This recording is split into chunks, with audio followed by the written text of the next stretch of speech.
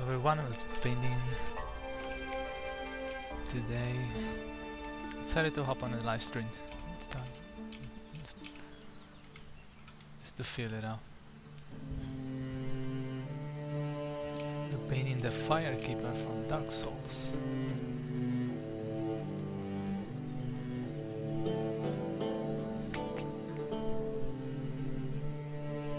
It's a nice Witcher background music.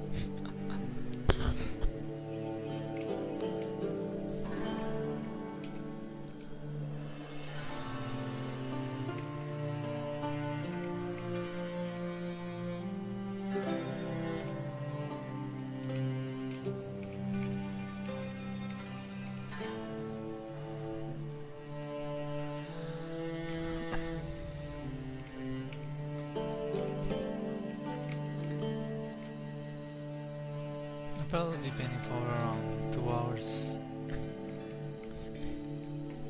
Maybe longer, I'm not sure. But somewhere around that time.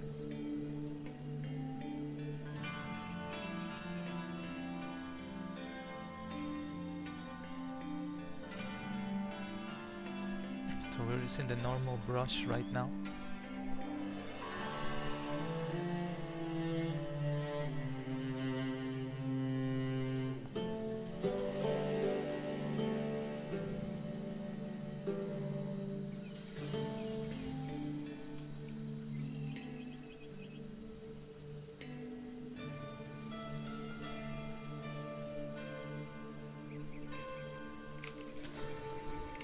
Doing some of the little strands.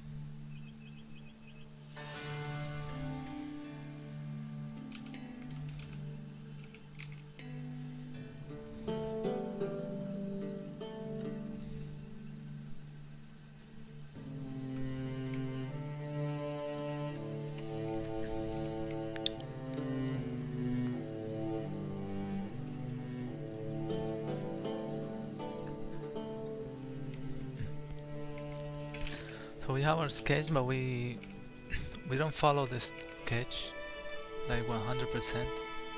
It's usually just a guide. It's good to do the sketch and have some kind of accurate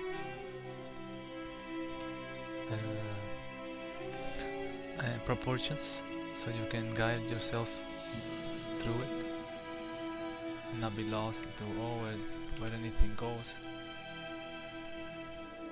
So we don't follow a 100%.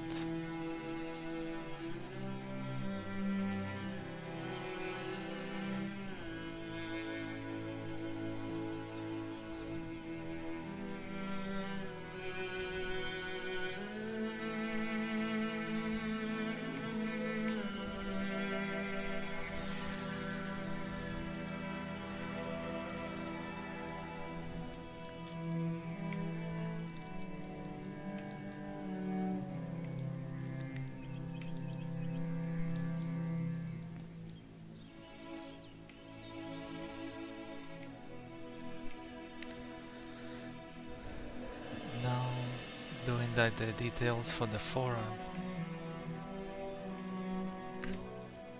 It's always nice to learn anatomy so you can kind of know where to place the shadows.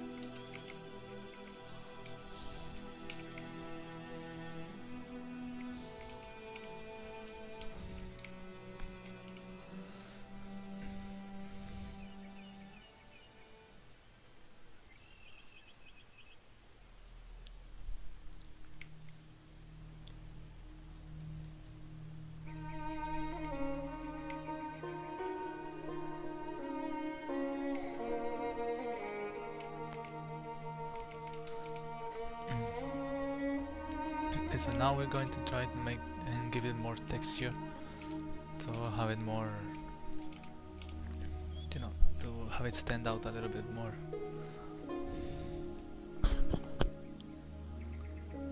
Maybe using this brush. I'm going to experiment with a few brushes.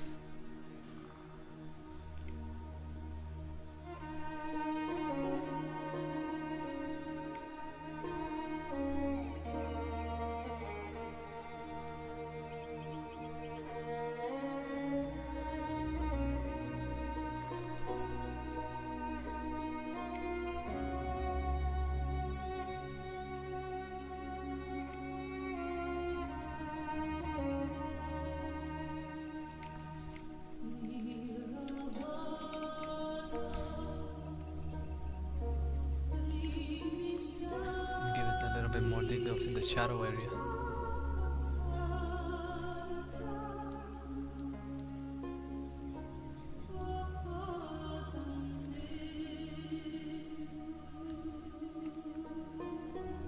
And I think when starting to paint it, it may look weird in the beginning, but it's something that you'll have to work on, like while you're painting. You have to trust, basically trust the process, because it's not going to look 100% how you know it should look, but you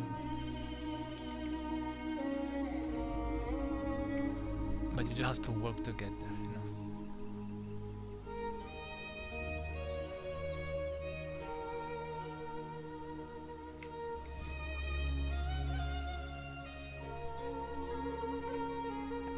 Little by little, with patience, you can make it look like it's supposed to look, like in your mind, or if you're using like a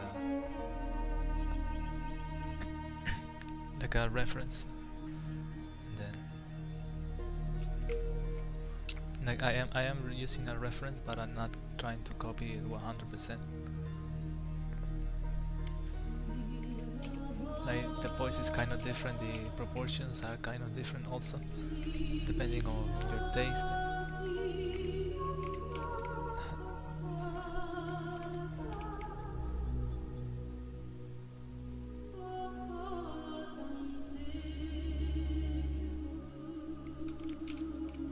Okay, now we're going to have a little bit more details in the edges, which I think is just what we're missing right now.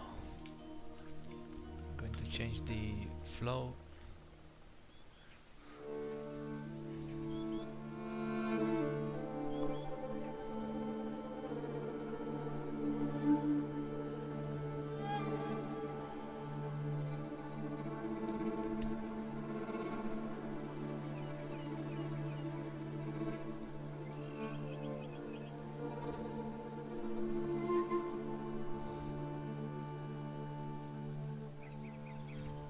Usually there are brushes that changes the angle that the brush is facing. I don't know, this one doesn't have it. I'm not sure how to achieve that one. I don't know if you can do it manually. I know you can download songs from probably different sides. Like here we give it like a more like a square texture to give it a sense of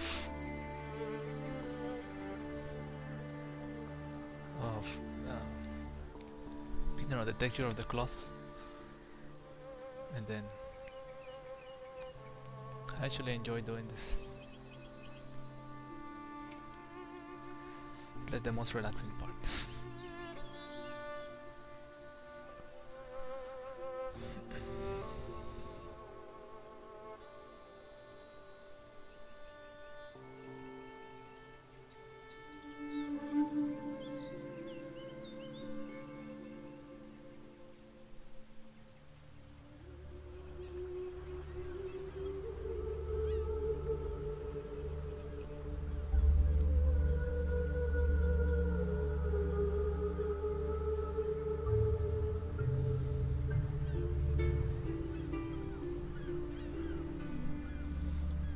Change the value to, you know, if an edge of a material is sharper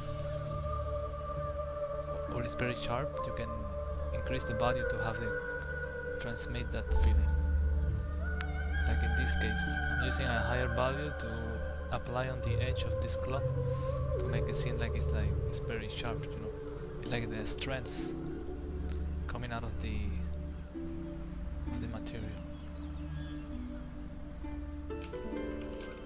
So here, when you step out, you can see that the movement is a little bit more realistic.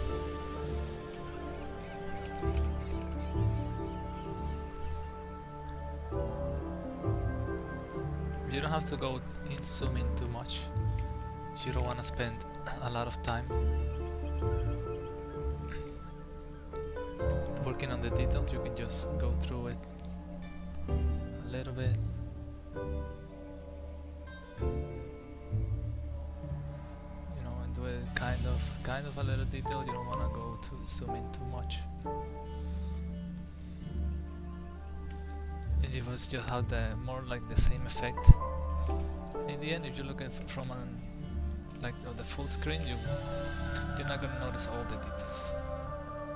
I usually like to zoom in and make it look as realistic as possible, but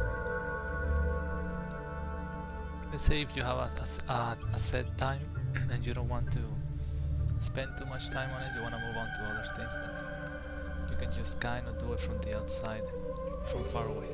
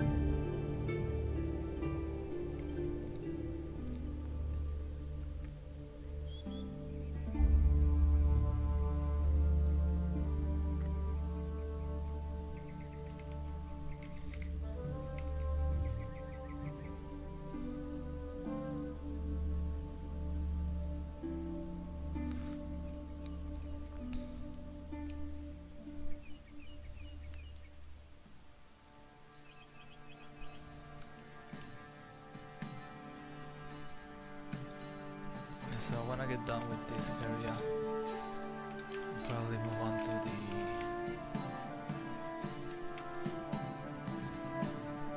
to the hand.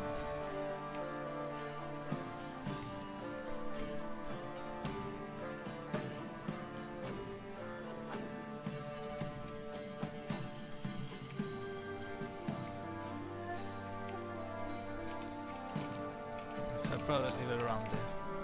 Give it just a little bit more this area. So it's a little bit more reddish, which is fine. Usually when you mix a lot of colors, a lot of different colors, then it will look better most of the time. So we can have some brown, we can have some red, and a little bit of yellow also.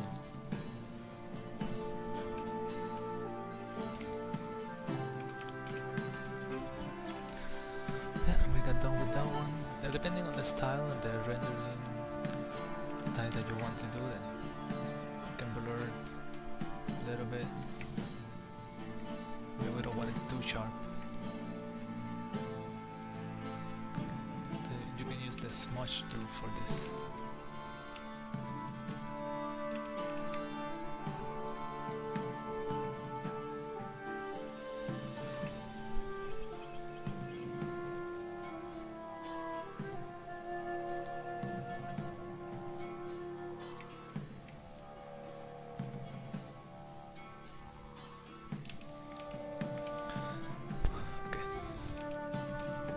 So we're going to create a new layer under this one. Okay, let me try this one. It will be ideally to name the layer so you don't get lost. But usually you can just hit Ctrl and click on the painting, and it will take you to the one that you want to use. So I'm going to this one. I'm gonna use the normal brush.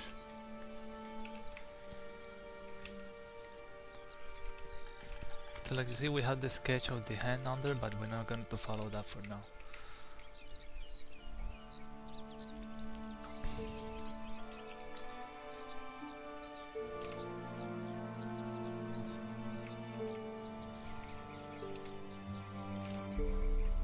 The expression on the hand is very important.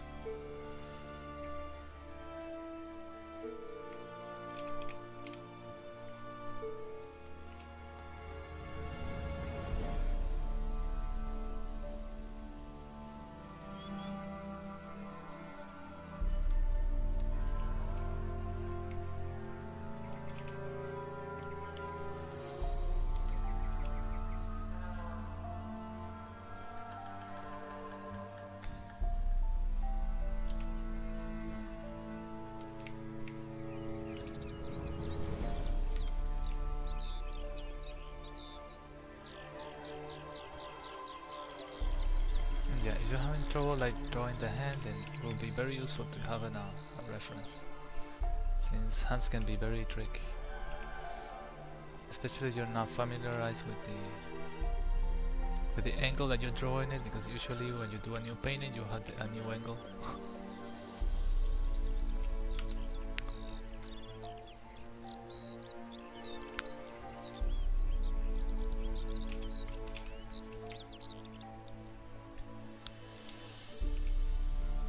Usually what I do if I start a new painting and I'm doing the hand in a new angle, I just study the hand.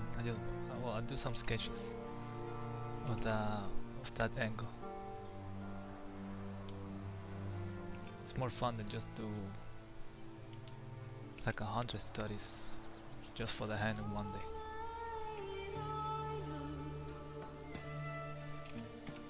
Unless you wanna be like super prepared. We're gonna draw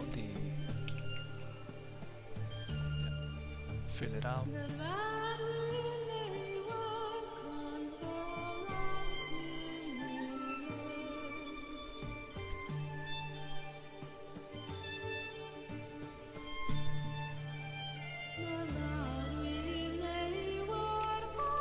then we have a hand. Yeah. I wanna do the other hand, the other thing first, before I get to rendering the hand. So I'm going to do that. This will be under this.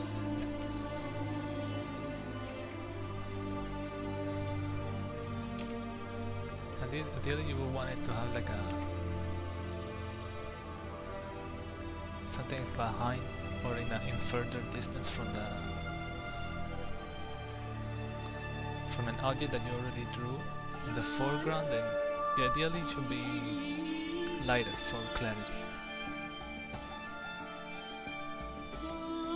This is usually not what happens in real life, but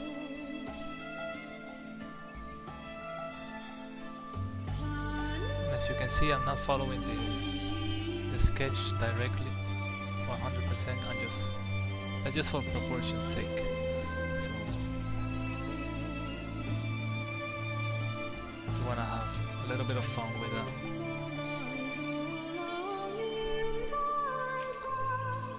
yes, they will be on top of this, and then we're gonna move this one under that because it's behind the. You see, so it doesn't goes over. Now we choose another one of these lighter to fill it out behind. Do it a little bit lighter so you can see.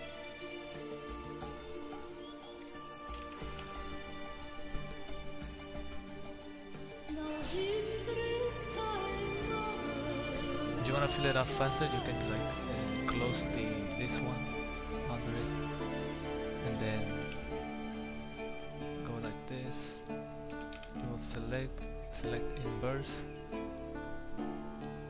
and then modify contrast. You do like 2 or 3 depending on the pixels, and then go to a layer under it, and just let that done. It's way faster than do it like manually. So we're going to darken this one a little bit.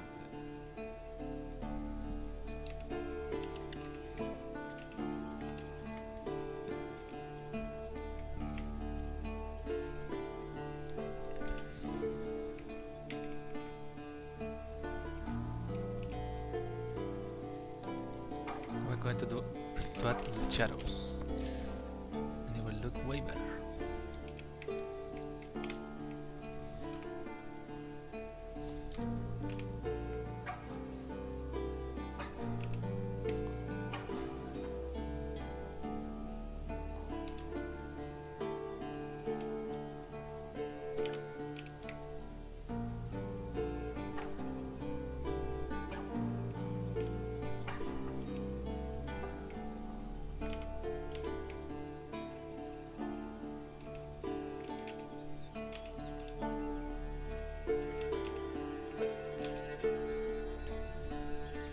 I'm going to merge these two so I can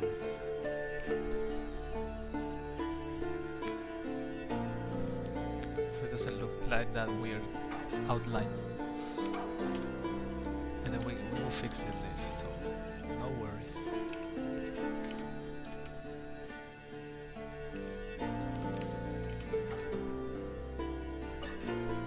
We're using a lot of the lasso tool because I like to use it. It improves for better, more control over which area you want to shade. And then the smudge tool for smoothing the edge. You know, there's a muzzle here, so we want to use that arrow, but we don't want it to look too sharp.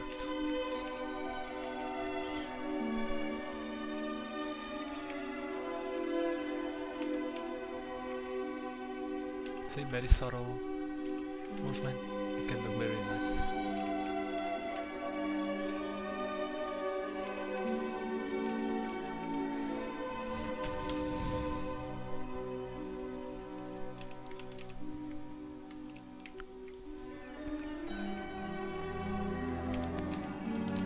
Now we're going to do kind of the same process we did on the other one,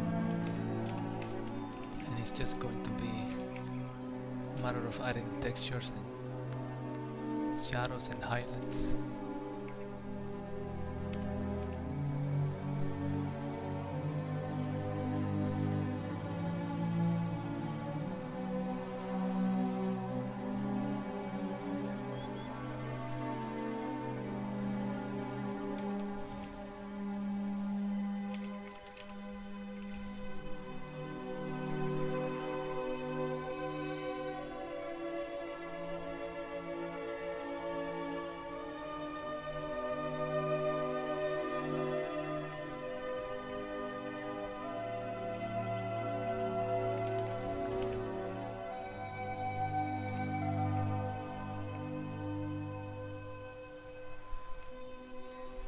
This part will make it darker because it's the darkest point of the the extremity, discover between all those things. Okay. Go back, look at it. Now we're going to the same brush that we use for this. Then we start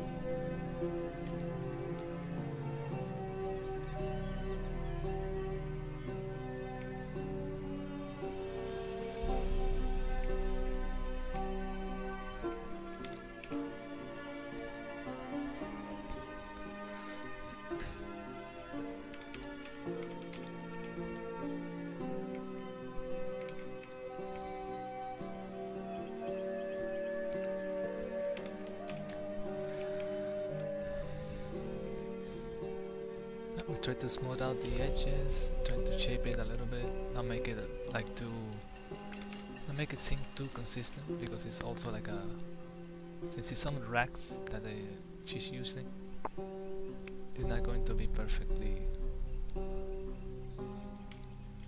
like outline, you know. So I'm going to use the same colors on this. We're going to basically eye drop the colors.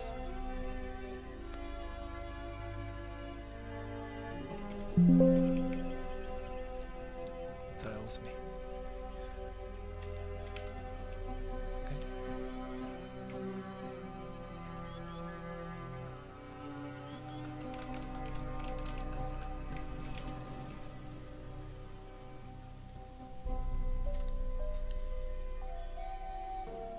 And again, the process can look kind of weird in the beginning, but you have to know that it will turn out fine at the end.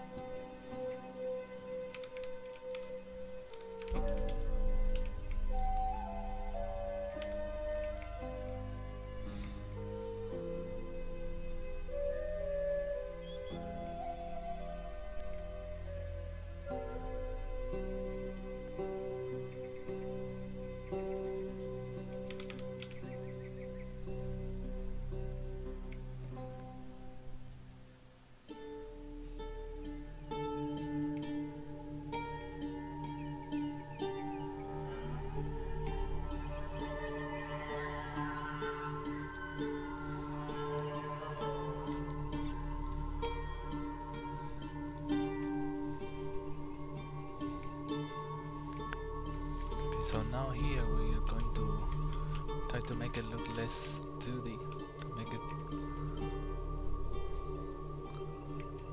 like this edge, we're going to make it more 3D, you know, by slowly taking away the edge.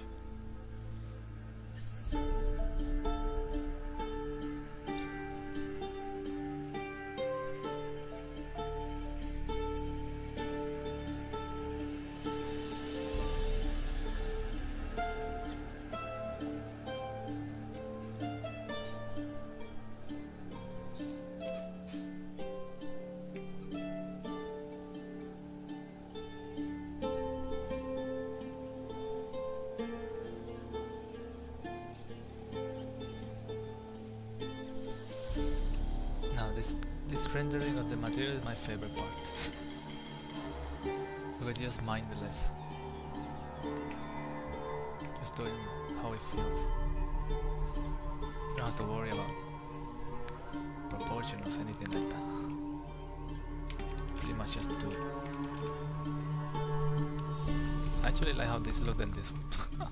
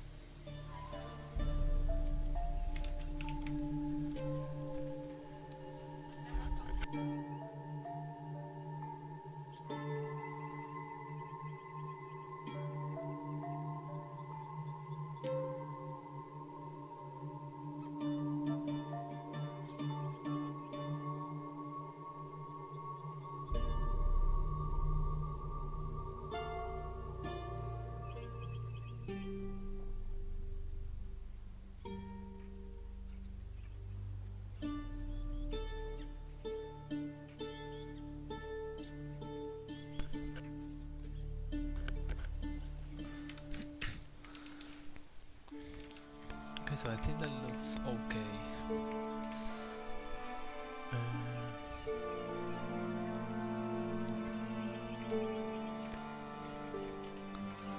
Now let me see. I'm gonna do the bottom part. Alright, the other hand. We have to do the other hand.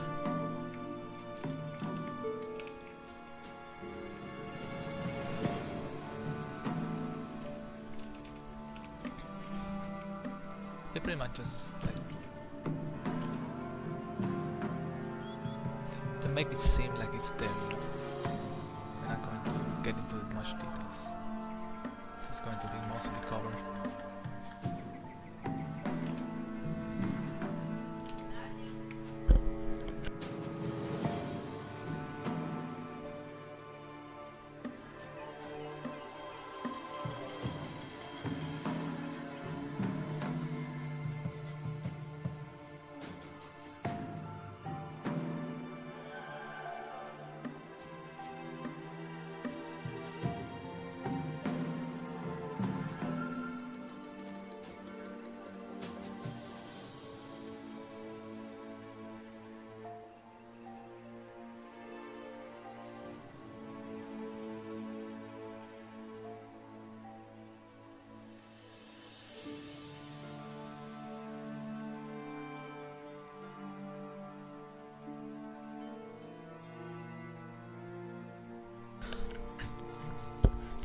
Now we are going to shade and it will look more... You will be able to tell better what the hell is going on, because right now it's just like a mush. Though it doesn't look too bad. But let me try to finish this part here.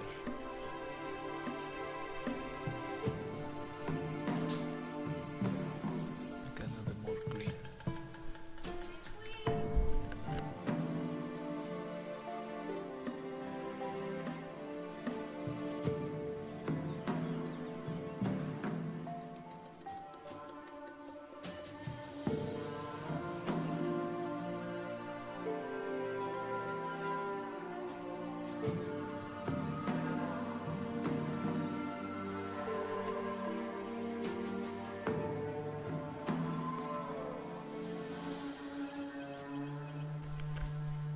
This is like the belt that she's wearing.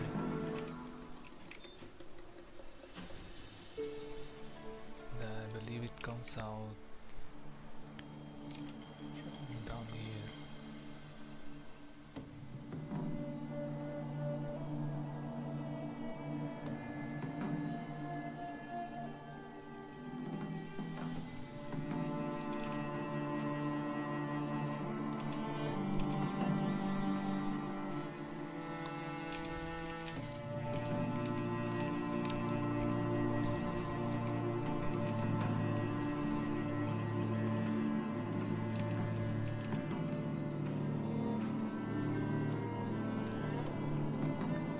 Just gonna fill it in and then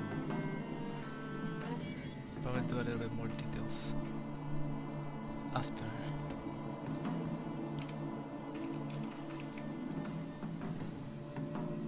Just a faster fill. And we do another layer. I usually use a lot of layers so I have it more organized. Because I know later I'm going to have to like swap to each one, change it.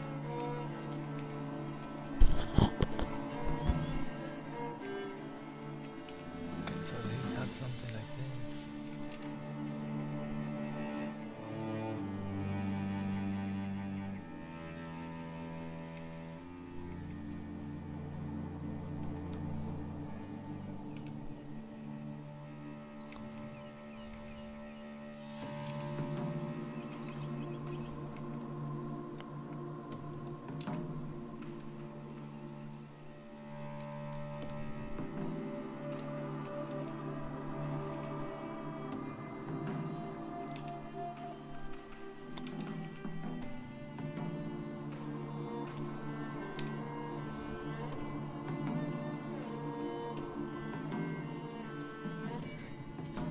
you can fill it out, and they because for some reason it doesn't like fill in the small gaps. That's why I like to use the select and modify the pixels to have it be evenly everything fill out correctly.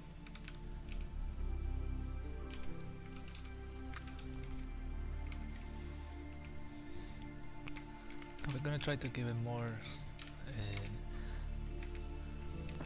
like different values to have it be, you know, according for where the light is coming. Which in this combination I don't have a specific light, probably from here. I'll have to change all that later. So here we can do it like this.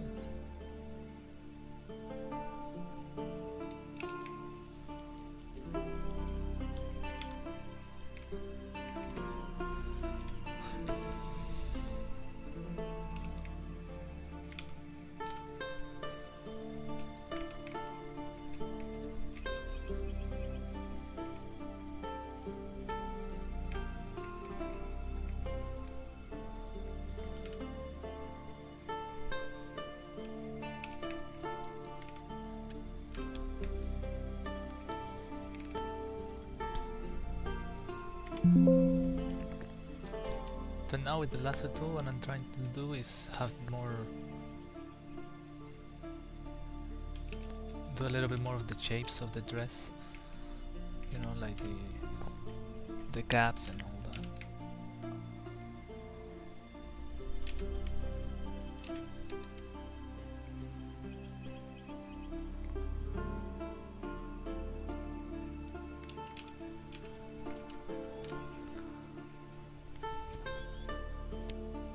Now we're gonna do the shadow of the arm.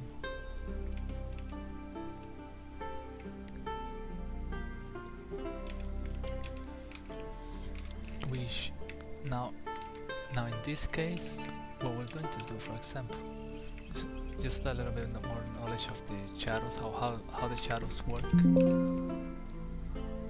So it's going to be darker. Usually the projected shadow is darker than the shadow casted by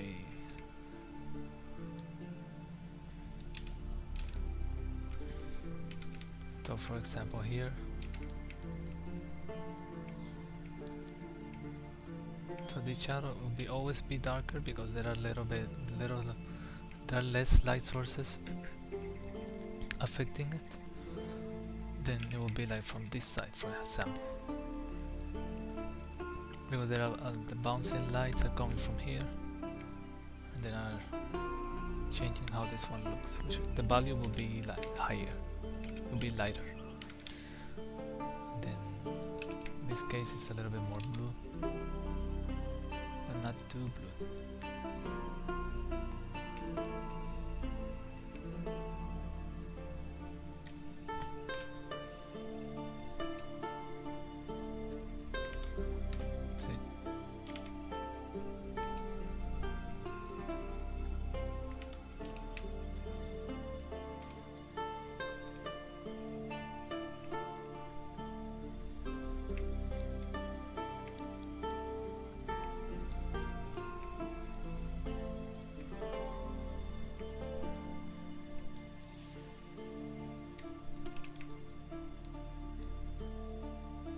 Can do a little bit darker the closer it gets to the object that is casting the shadow. So it's what is called the ambient occlusion.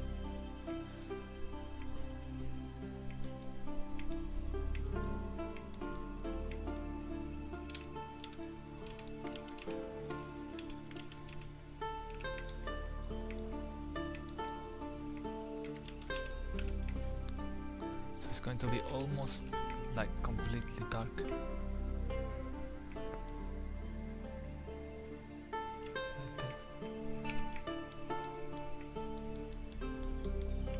Just a little bit, because this one is not like how to say, like right on the dress, you know. It's not like, maybe this part is, and then this one is a little bit more separated. That's the word. This one is closer to the dress, so it will be darker, more ambient occlusion. And then this part is more separated, so it will be less dark.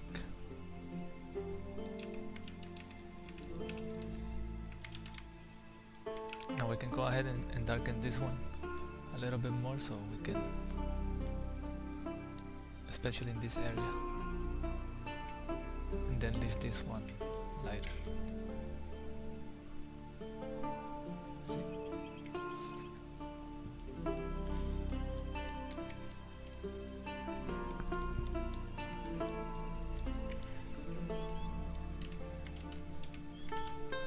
Like that.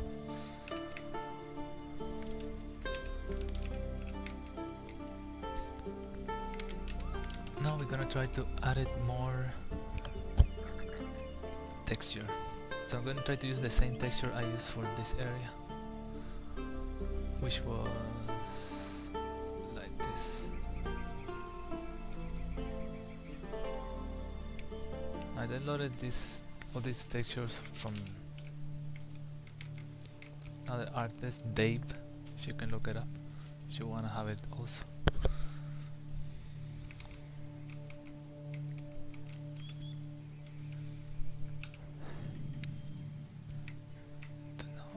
So now we're going to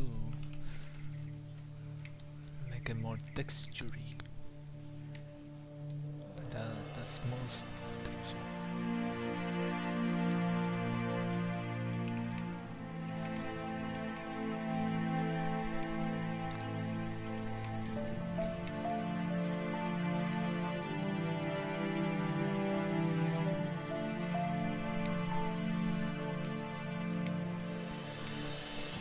Now this part is very fun because you can like experiment depending on how you want the dress to look. Now look at this, add a little bit more texture. You can have textures to the shadows. Ideally you will want to choose which values to have more texture. So it will look more like a photograph. So if you want you will want more textures on the shadow area and less textures in the light area. So it will create a nice contrast. And you can have it on both, but usually the effect it creates is very most of the time disorienting.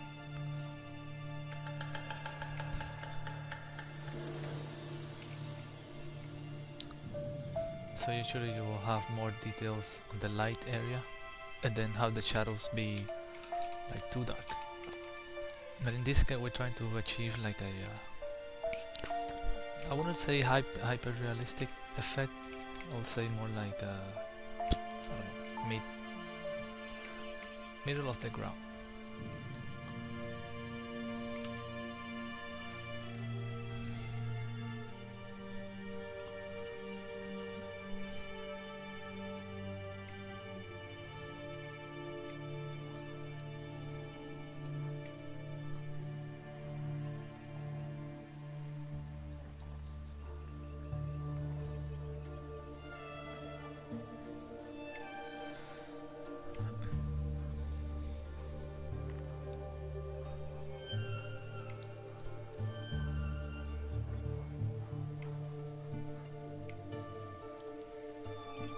As you can see here, the darker area, this is the bounce light coming from here, which we can also add a little bit, but not too much.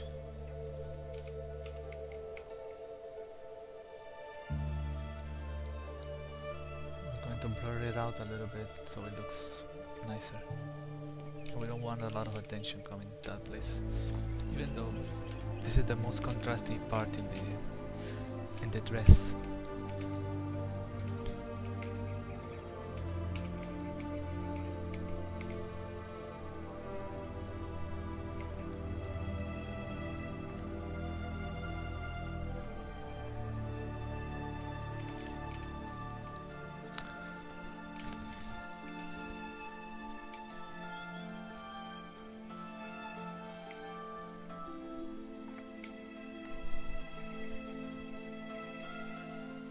do this, and then we use the smudge tool to smooth out these textures so they don't look too sharp.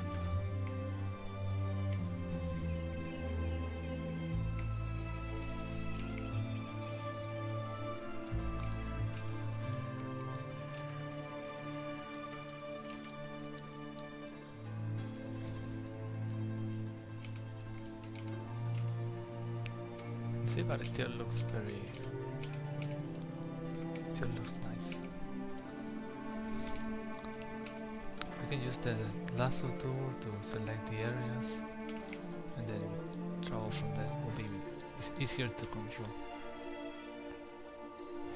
Okay. Then we do it again for this to the edge.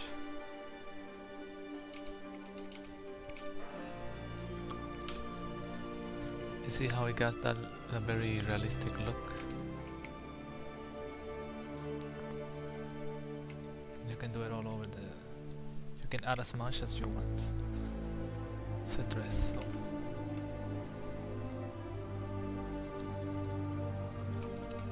Then... Here you can choose this one. Maybe add a little bit more highlight.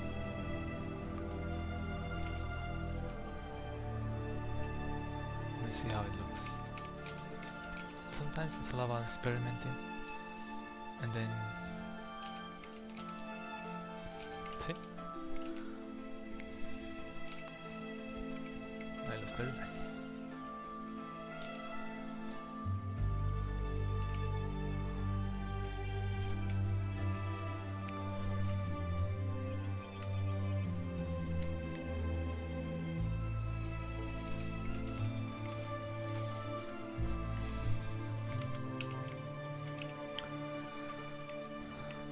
So we're going to add more shadows in this part so we can match the lower part.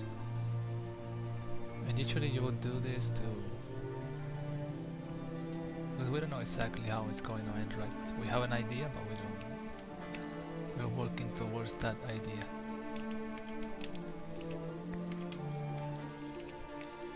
Now the belt...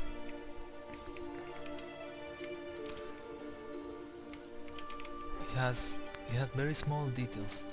It has very repetitive small details. So to avoid having to do all those details, we are going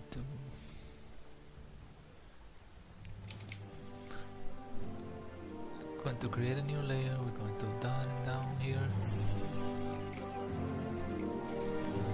Let me see how it looks.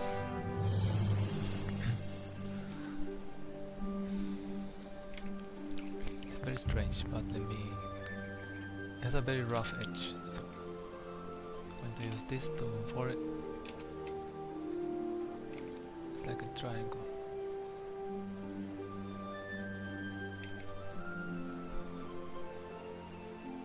And then it has this.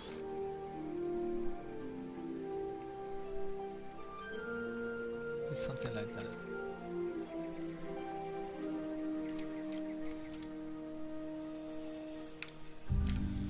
Yeah, so you see, you just control T and it's very like snappy, but we don't want that. We want to control, so we're going to select it and then use this. It's usually smoother.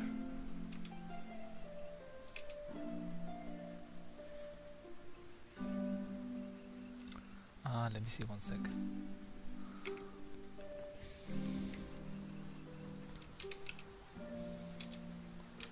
So we're going to select it, we're going to repeat it like this.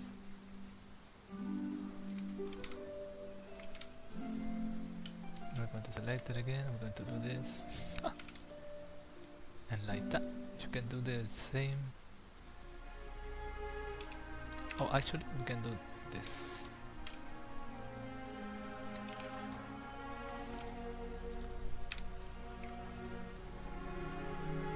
So just how you do it, you just select it with the last tool, you press Control. I don't know how to do it on the tablet. I use the keyboard, is Control, Tab, and then you click on it, and then you drag it.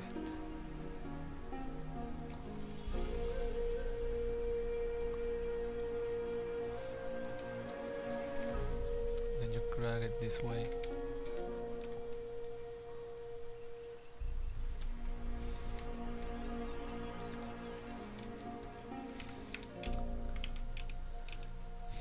If you want to control it more, you press the warp tab and we move it around like this.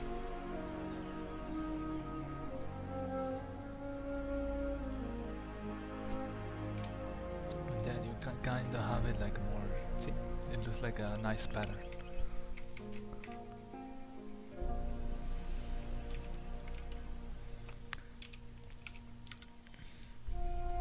Now it also has some edges here.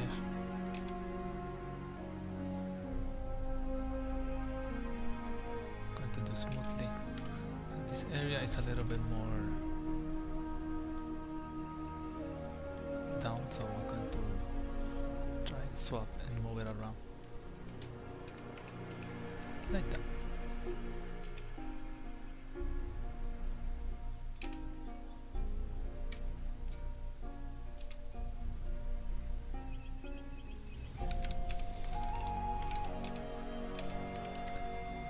See, and now we have it all on one layer. Now we're going to the one under that, which is the belt itself, and then we can add shadows without affecting the pattern. See, and now it looks like, oh, sorry, I have to lock it, and now it's better.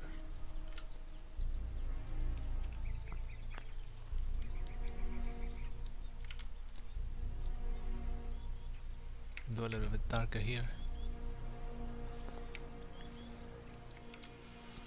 And then here.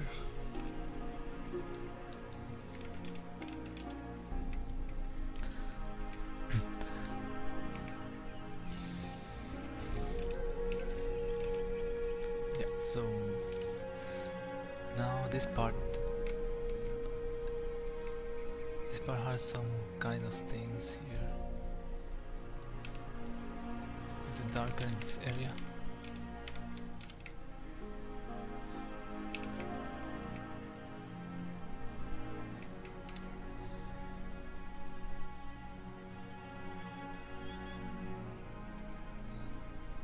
So this one is looking away, so we don't see the pattern from this side. We can make it a little bit dark.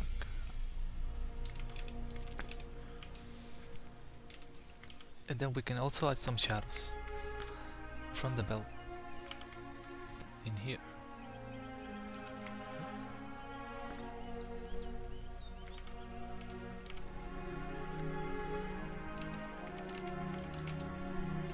And also here.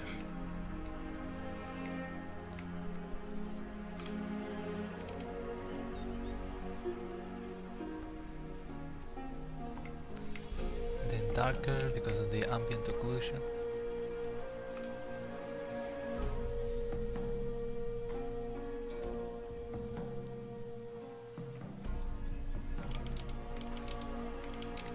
Nice.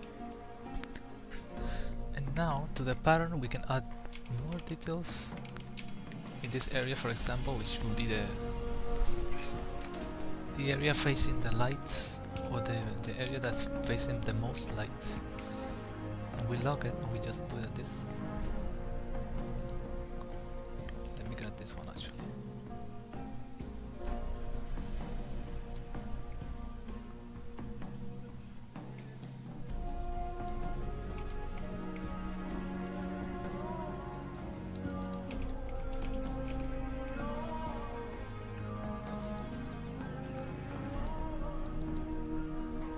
And then we can change the light from here.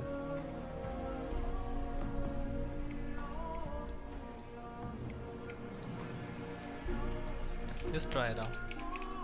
Since it's worn out, we can have some parts be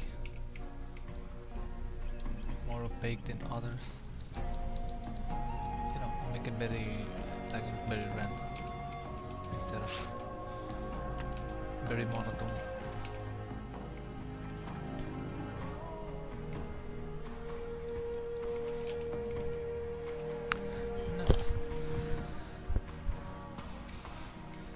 for this side, it's kind of the same thing. It doesn't show the pattern here, but we can add it. Let me try and add it actually. So we do a copy.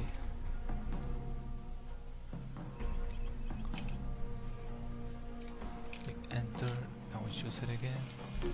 We warp.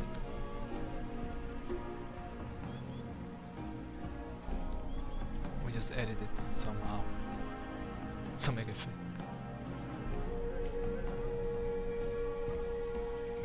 Because the pattern looks very nice, so I'm trying to add it. So here it's going to be like it's going this way. 1 second.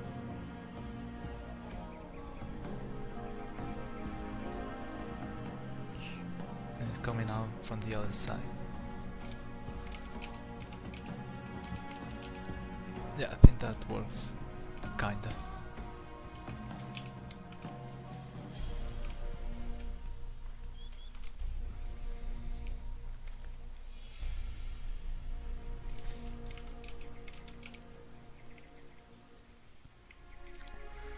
We're gonna shade the belt.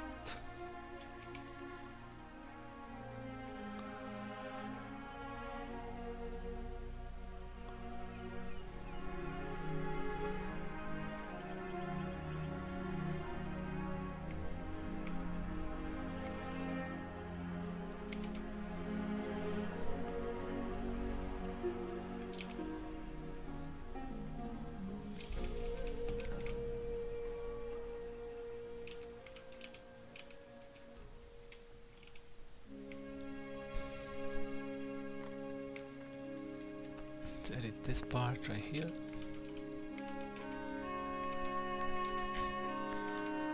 Nice, and we have a nice belt.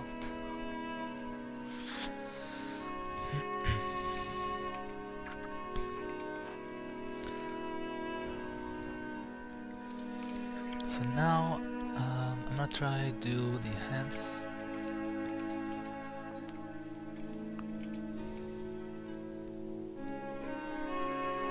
We're gonna merge these two, and then we're gonna shade it, make it look more realistic. This is for hands. It's kind of tricky. You have to know like a little bit more how the hand works. Where the shadow will be dropping.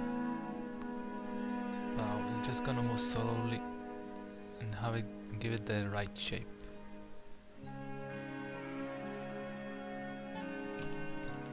See.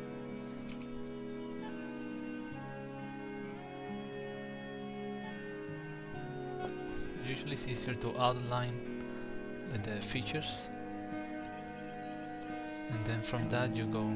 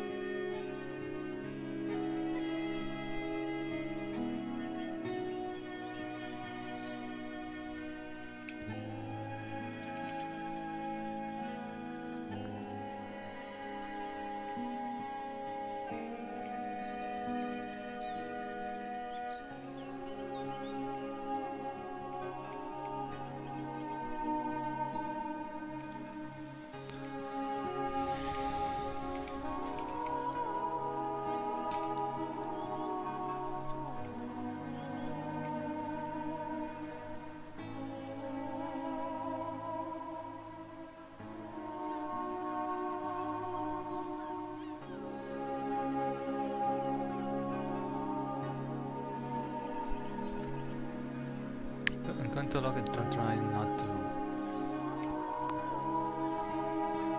slip into the other hand, but then it will be a mess.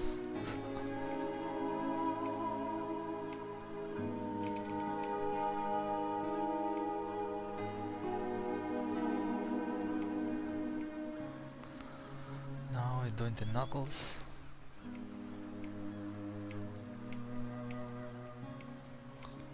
Again, this is just little by little. You can be doing the features. the hand.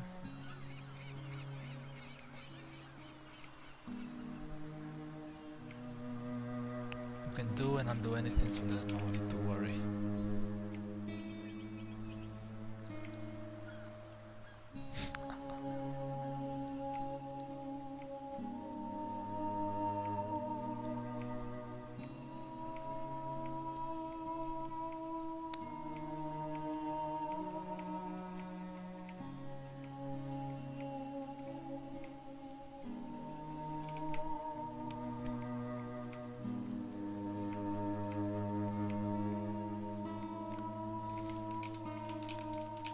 See, it's slowly taking like a 3D shape, which is what we want to achieve here.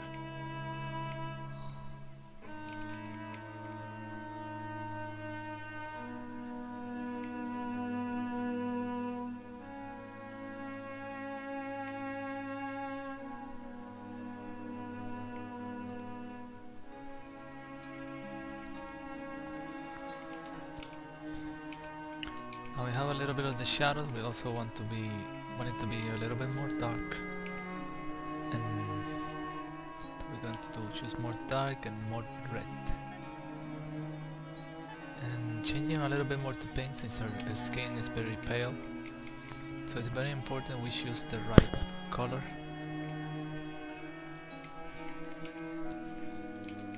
We can experiment, but usually you will want to be like, if someone's skin is paler, more pale, then the shadows will be more red. If someone's skin is more like the darker one is, it's going to be more towards probably blue or a little bit more orangey.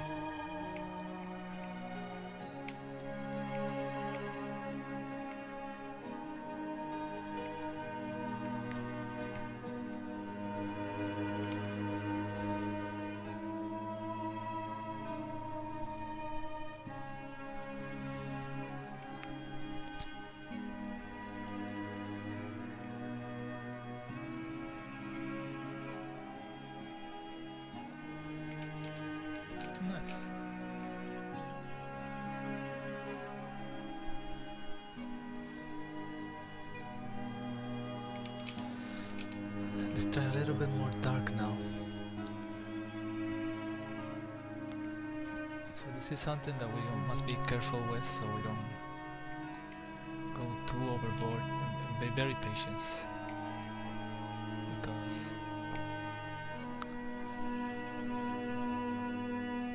it's okay if we make mistake, but if we build like if we build on top of the mistake, then it's going to look very very messy.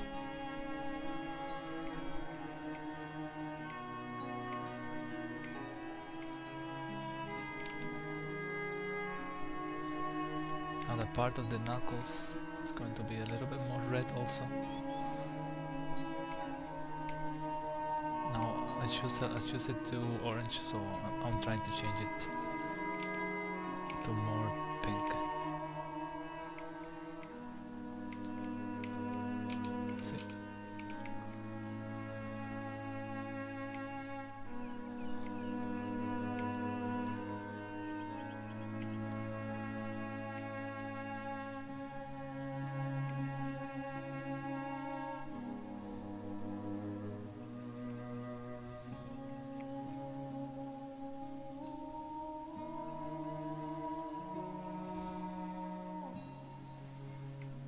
We could use the same color for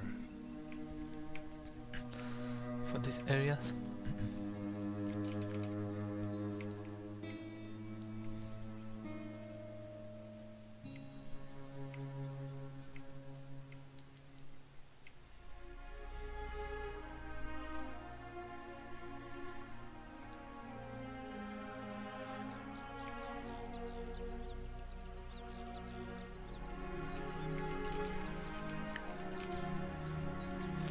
We can see it, and we can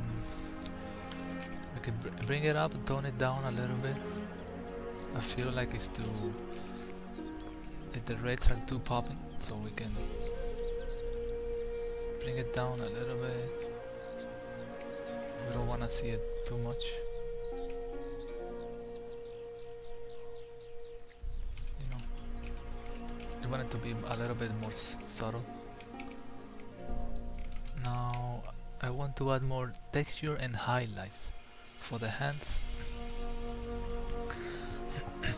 So we're going to try to choose a brush that will help us with that.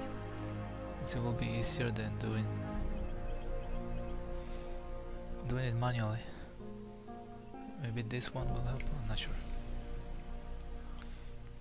I'm going to try to be almost white.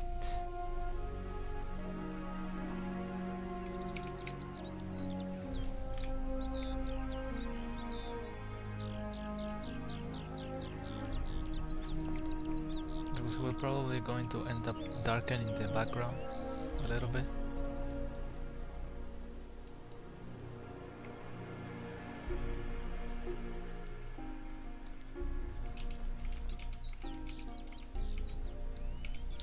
I think that's okay. Let me...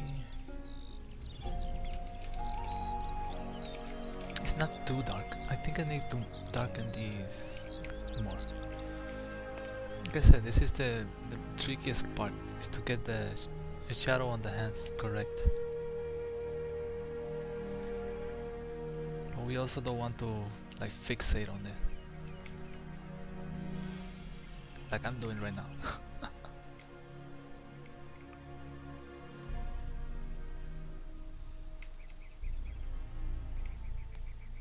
Let me see, a little bit wider here, wider for the edges. Like that, okay. Okay, I kinda like this.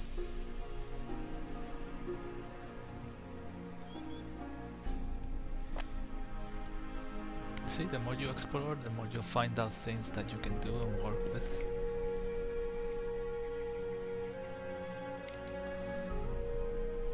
We can work on the nails.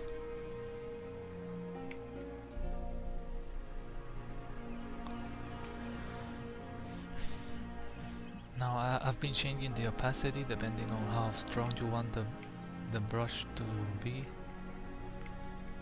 And then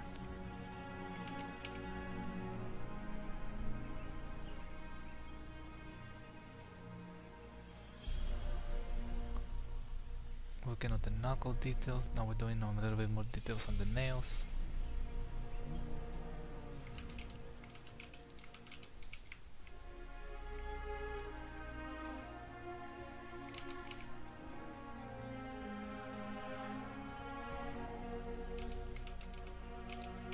Now like that, small details, small shadows. This is like the skin, which is very thin and it's going to be very light, very sharp. See, like that.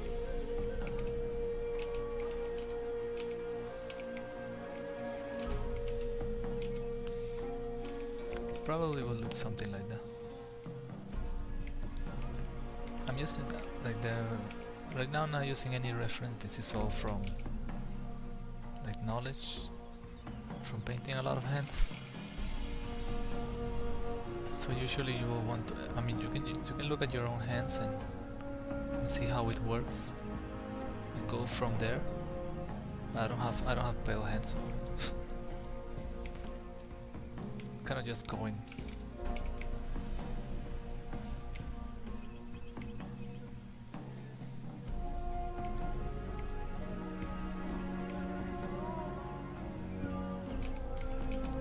So you can add more details like that. It should be more realistic. It will feel more like it's really there, you know. This is something I try to achieve on my paintings, like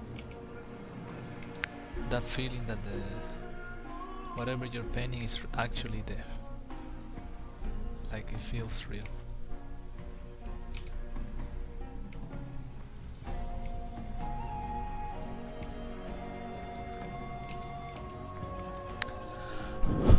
Okay, so I think I'll stop there and then go to the other hand, which will be something similar but probably all dark.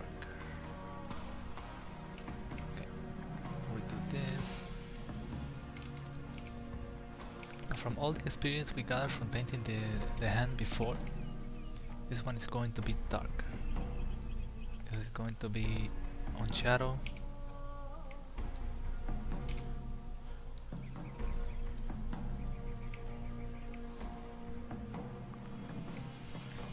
So you go and do the main shadows, you know, like this. Just overcasting it. You don't want to get into the details too soon.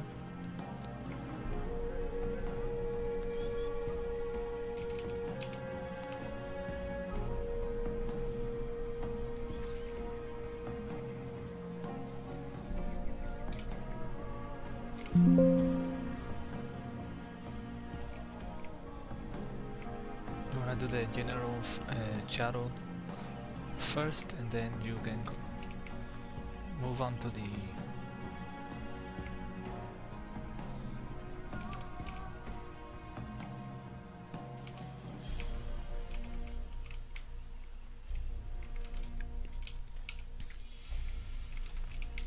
like this.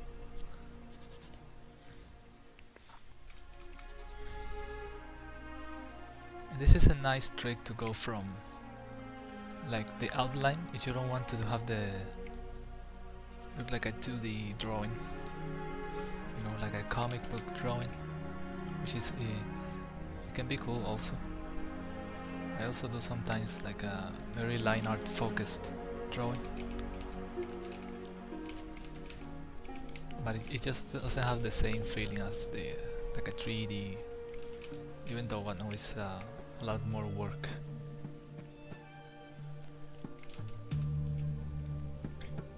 So like here we can try to do actually this.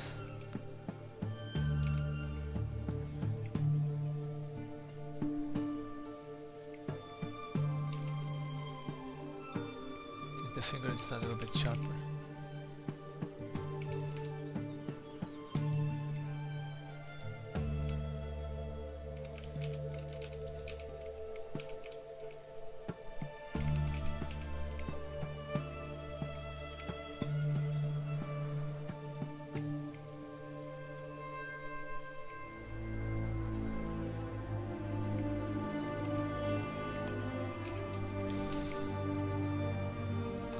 I'm going to delete a little bit of the background sketch because it's kind of messing me up.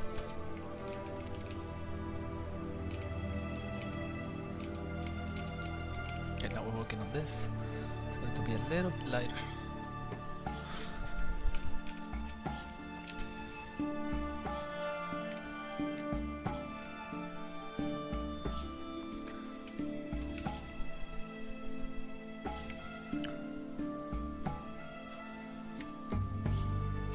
It's going to be the main finger.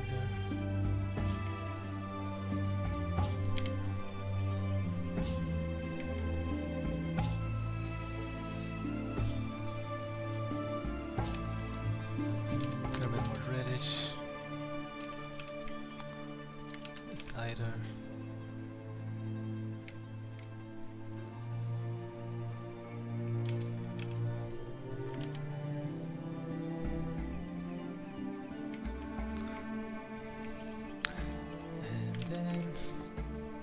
Part a little bit more dark.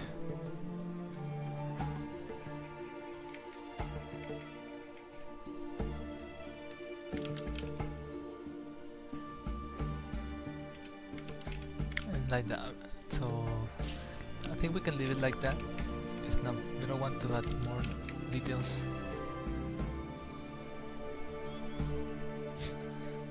As I add more details.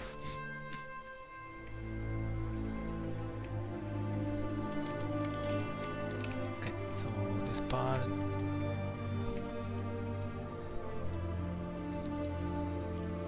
Now to this hand we can add more detail because it's on the foreground. So usually the closest something will be to the camera will have more details. Okay, so actually I want to do now there are some flowers on the dress, more like this area right here. Gonna work on that right now. So I'll add a new layer, put it down, and we look at the reference, it has a lot of things, but we're not going to do all that manually. So what we usually will be adding is so to fill out the most parts the fastest, you can use this symmetry thingy. So it will be something like that, and we'll be adding like a lot of flowers and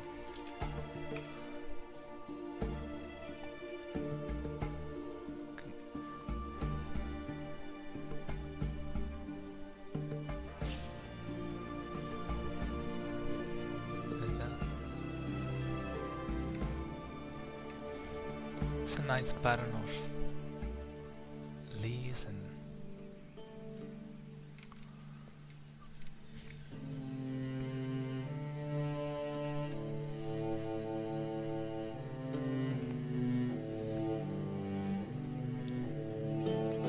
just to give the idea of wow, there's a lot of details in the dress, but it's actually just the same pattern.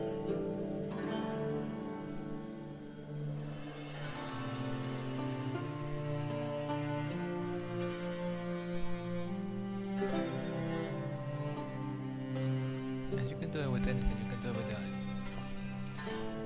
it's just like flowers. You can do it with like tribals. Any type of like pattern.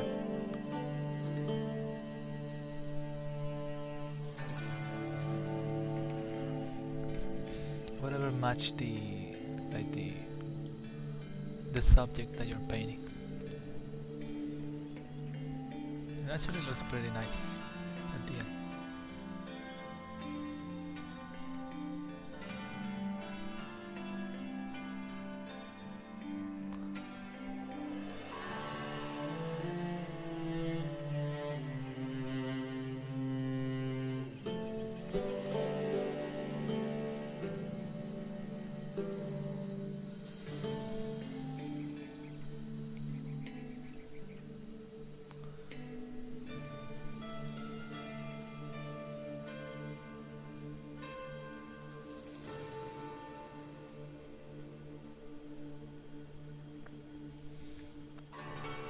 So we're just trying to fill it out with whatever flowers and leaves.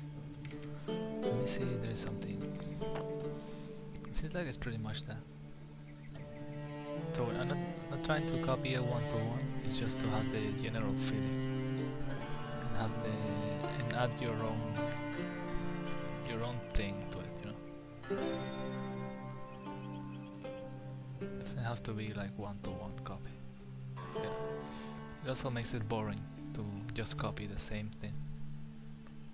Even though it can help to learn how something works to copy it, but after you know a subject, then you can move on and do something original. Or I say original, but usually everything is copied from somewhere, you know.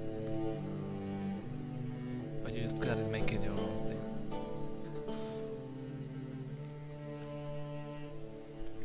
Which is why art is very interesting.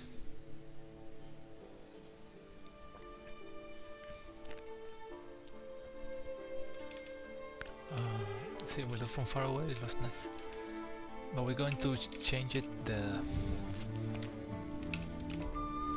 we're going to change how it looks on the dress in a little bit once I'm done. Okay.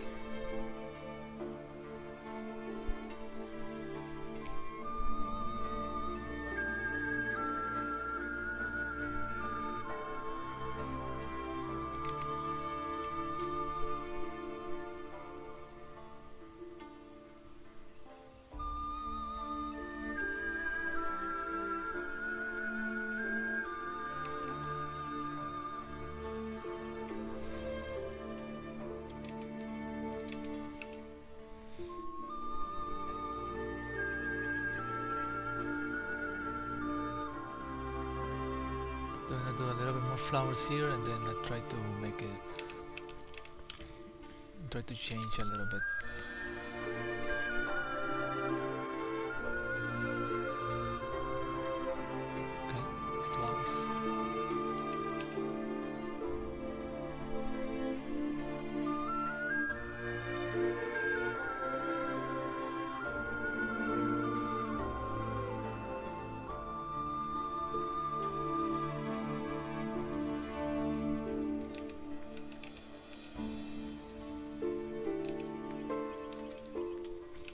So we're going to take the symmetry off, and now we're going to try to make it match. So we're going to have it match the perspective that the dress is in. So for that we usually use distort. You see how it's looking now on this side?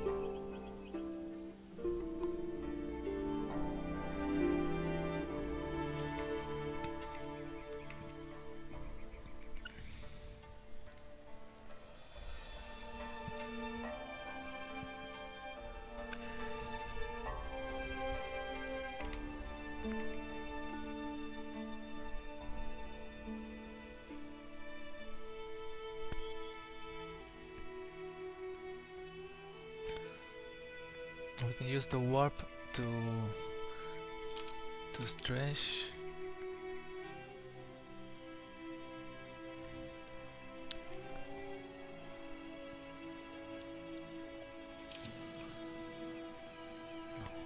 No, you have to be careful because this thing can go crazy at any moment.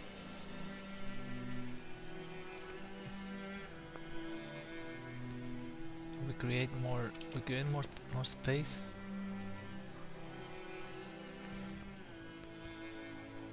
Now the warp is very tricky because you have to learn how to use it properly. I still don't know how, but I'm trying my best here.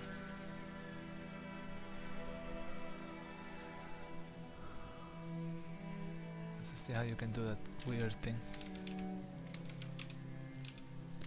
I think it looks alright. It's not exactly how the dress. Let me see. Can just make it smaller. How it looks, like it looks on the dress, and we can copy it to here.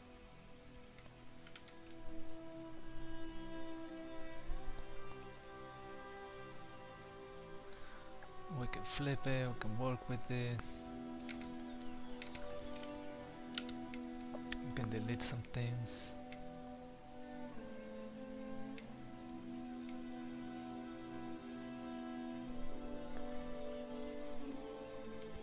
You see, you can do anything.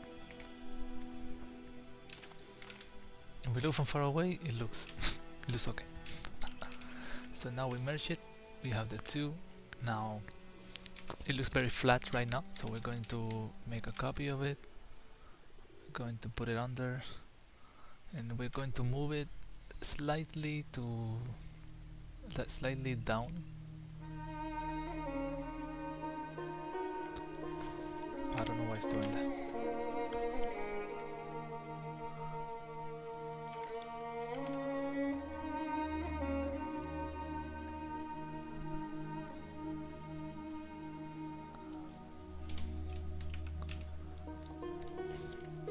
Now we make it darker to have it be like a shadow.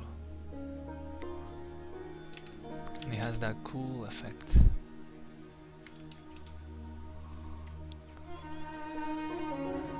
But the shadow is not coming from the side that I want it to come, because it's coming from the left side. We're going to move it to the right. I don't know why it's doing that thing.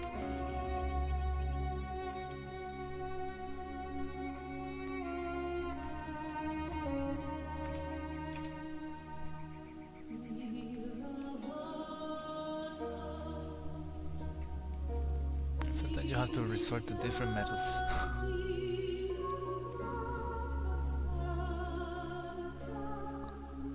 See, it's very snappy. I don't know if it's a problem with that.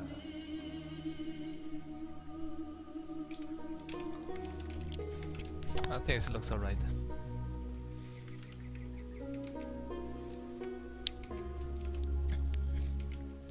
This is like the fastest way you can get to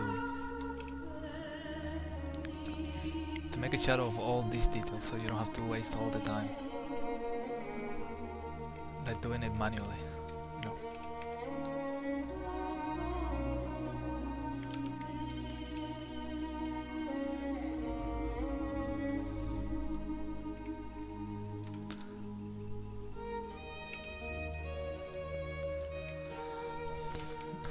Now we add a little bit more details in this area where the light should be coming from. Now we use the smudge tool to smooth out these outlines.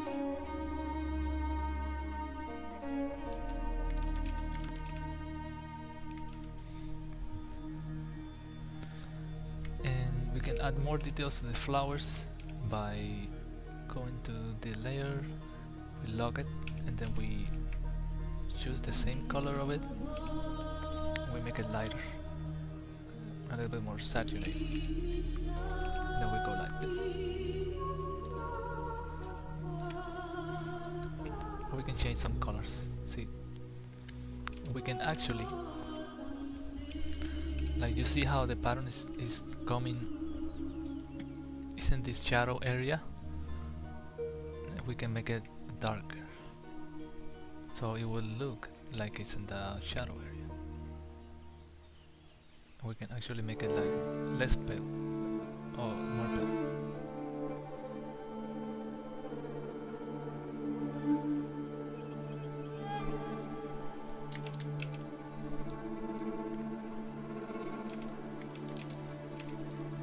And now it looks like it's facing the opposite side.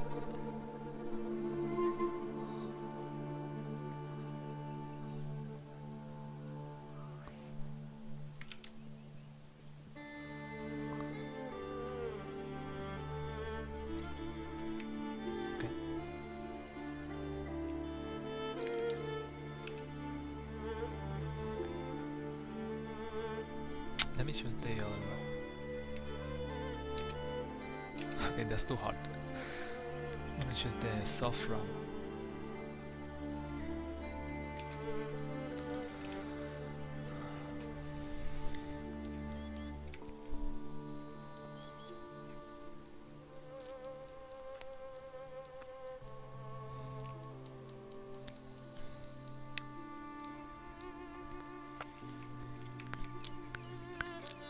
Yes, this is a nice trick you can use to make it more volumetric.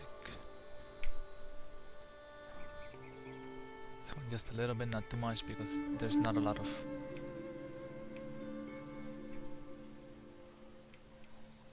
You can even smooth it out a little bit so it doesn't affect a lot. Mostly this area is just looking at the same side.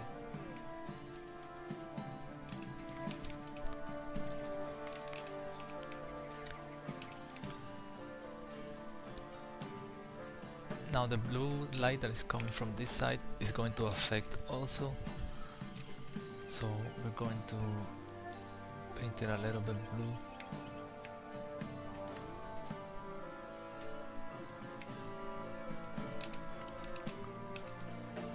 Not too much, it doesn't have to be exactly the same color, but just go back and forth to find the middle ground.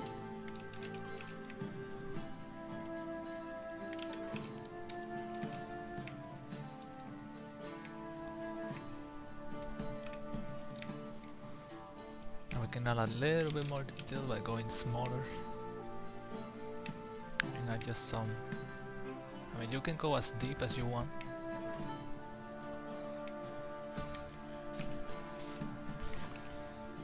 This is my favorite part. Just adding a small details like this really brings out the detail on the dress. See how it makes it look very three-dimensional.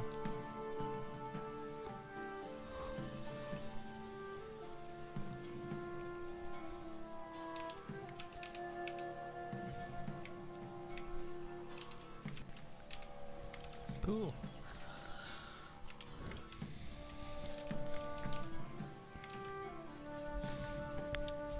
Okay, now we're done with the dress and we are moving forward. I want to do the hair now.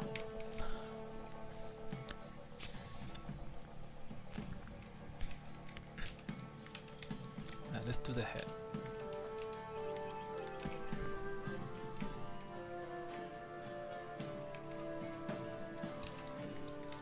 I finish this part.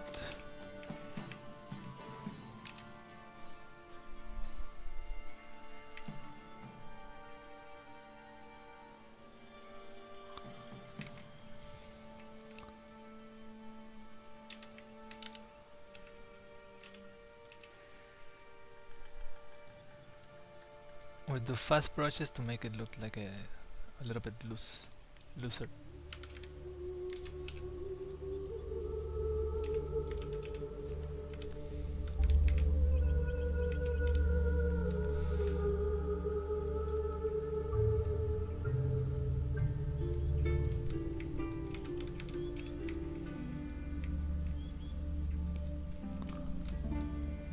Oh, I don't know what to touch.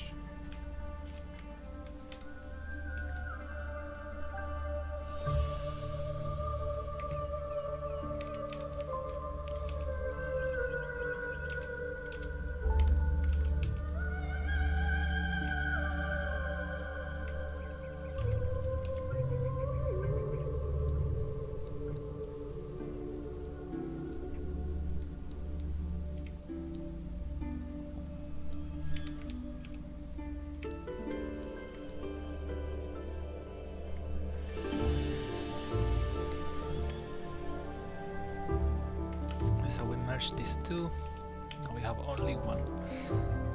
This one is on the opposite side of the cape, so we don't want it to overlap, because this is right over it and this one is under it. No.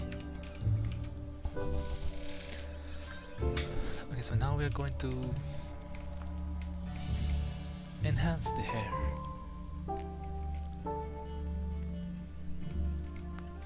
Now hair is always tricky. We have to do one on top of it also. So let me see.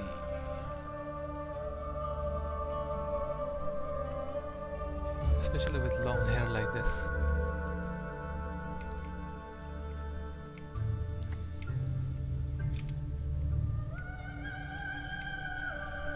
So we want it to look like it's going under the crown, the blindfold that she has.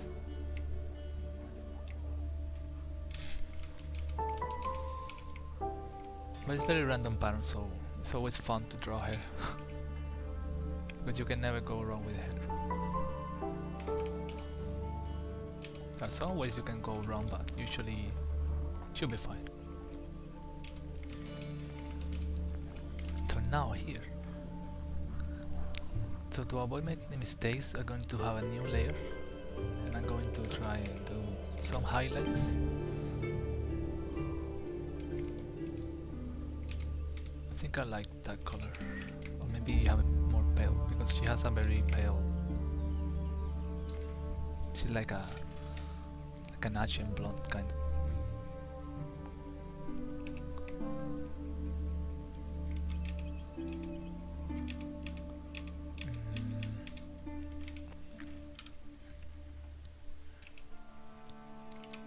This is where it becomes tricky, so we're going to have a bunch of random patterns right here, right now.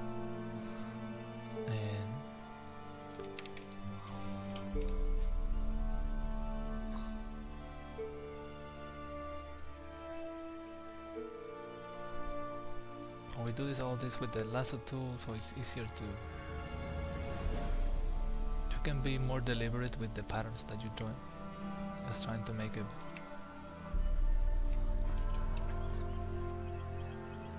a faster way, and at the end we can change it and swap it.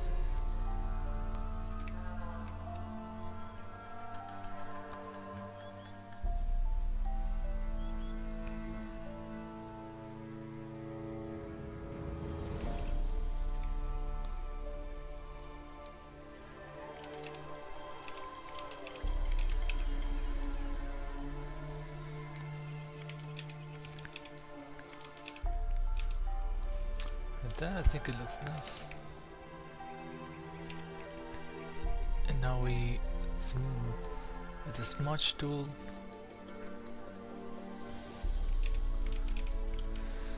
so it doesn't look very sharp.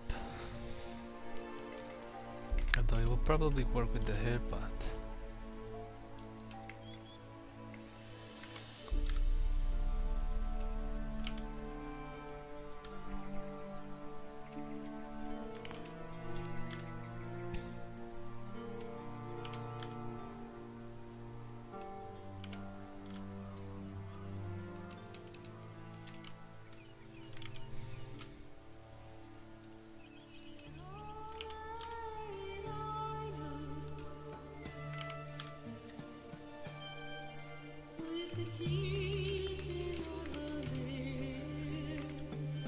Now we have some highlights, and this should be the part facing the light. So there's going to be a part that is facing the bouncing light on the opposite side. Oh, this is something else. Oh, I see.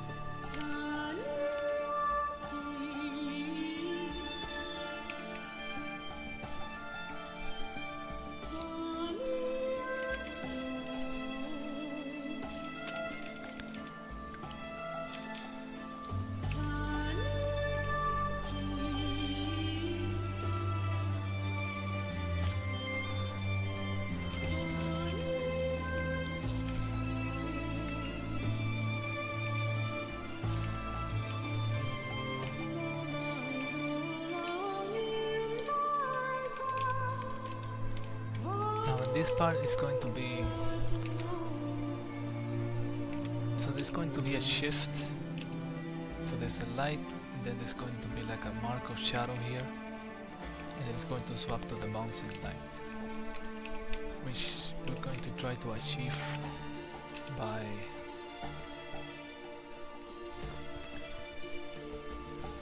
making it darker this way. So I'm going to do another layer because I'm scared that it's going to ruin it. Let me try this. This is where the experimenting part comes in. But you can just don't be afraid to experiment, so you can always create a new layer if you don't want it to ruin the painting. See, we do it like this. Now it's going to be darker. Oh wait, it's going to be like a blue light.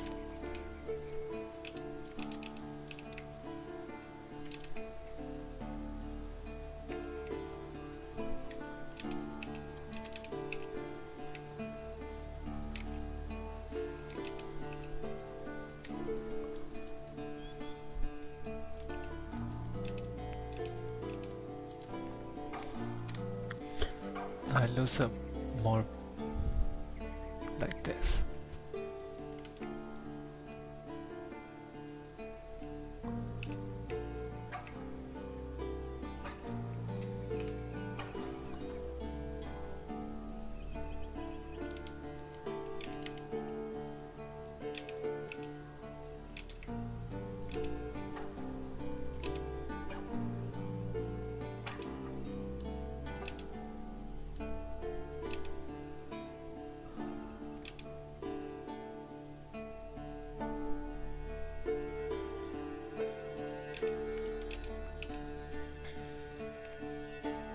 Yeah, you can add a multiplying layer and work with the shadow if you're not sure what to do.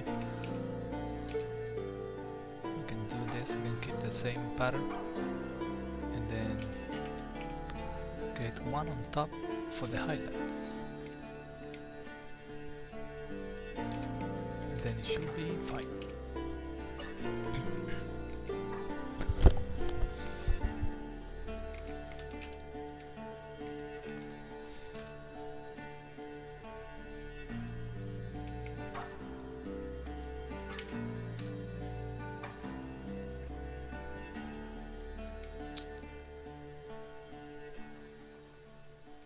And actually, I just figured out a way to make it faster because we want all the lighter area to be the color of the bounce line. So we're going to do something like this. Now hold on. You might say, no, it's ruined. But now we're going to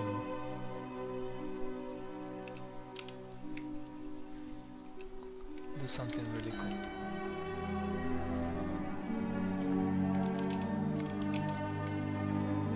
We're going to go here, we're going to right click blending, and then here we can change which value it will affect. So we don't want it to affect the darker side, so we're going to move this one over like that, and then we'll place alt.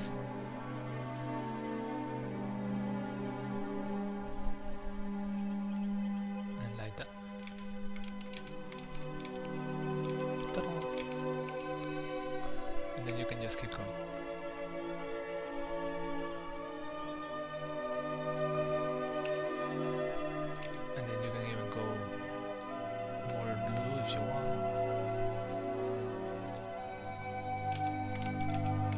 See, it looks pretty nice.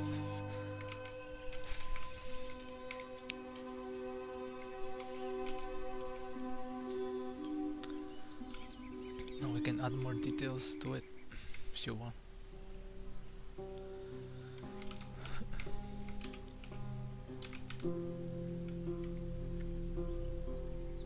You can draw on top of it without having to do any like special thing. You can just draw on top of it without worrying.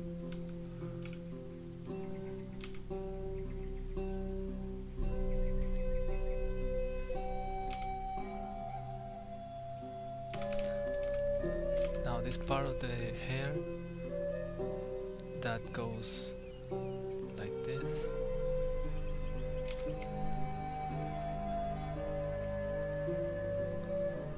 we'll have more highlights.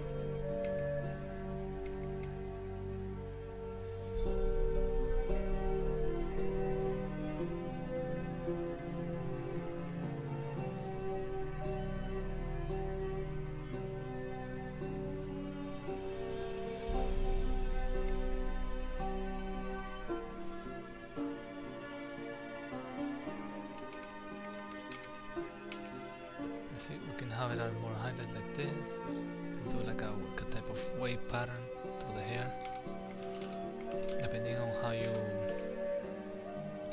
want it. Pretty much up to preference. If you just wish to make it more like wavy, you know, like the very shiny reflective hair. Usually how they use it in like splash arts and some things like that.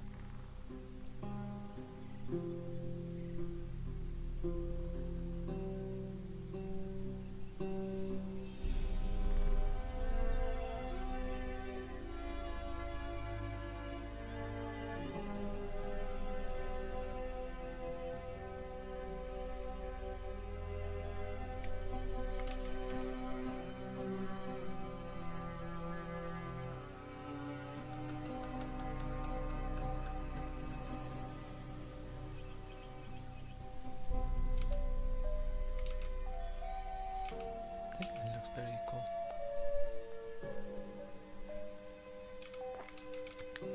Someone likes using an aquarium and the water is reflecting on her hair.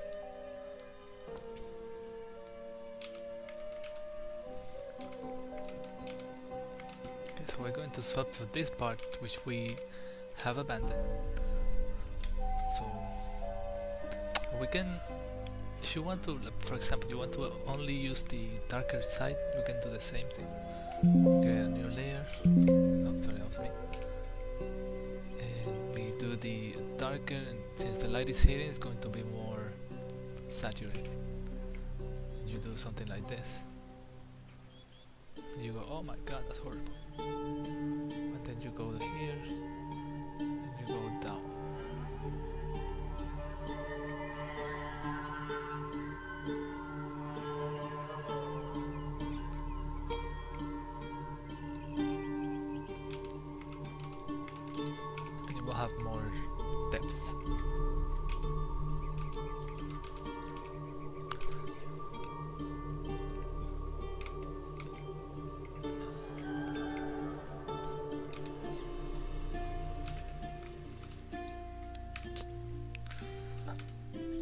pressing T.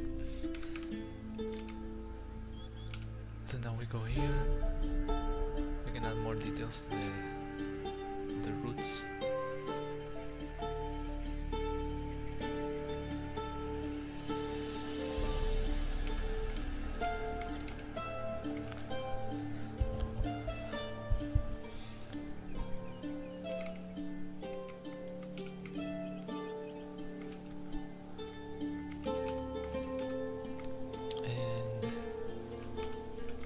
Going to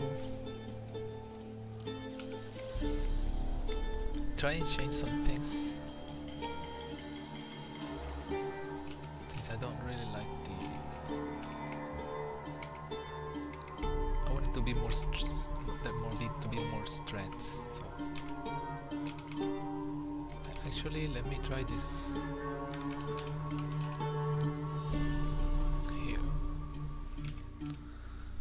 Choose a different brush. In terms of hair, you can try to. I usually see people do this a lot. Make it look like a.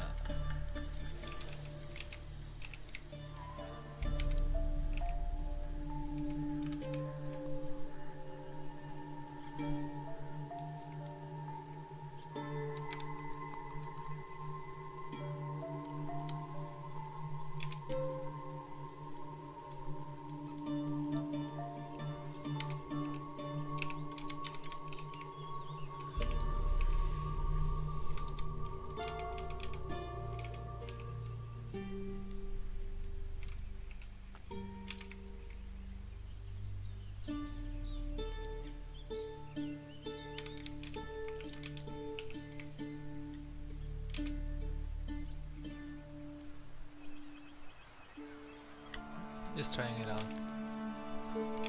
Not sure how it will look. I don't like it. I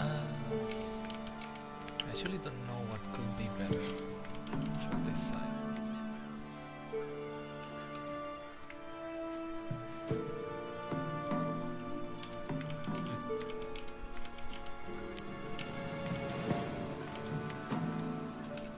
Maybe just add the same patterns.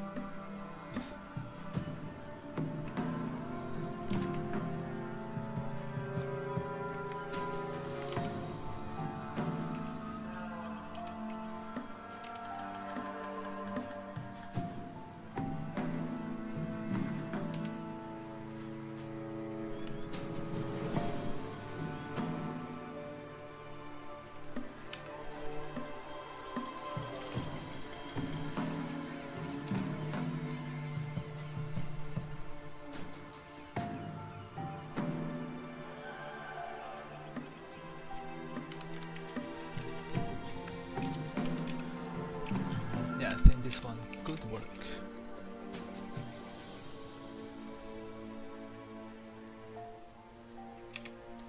Hair is a very stylized thing. You can do a lot of things.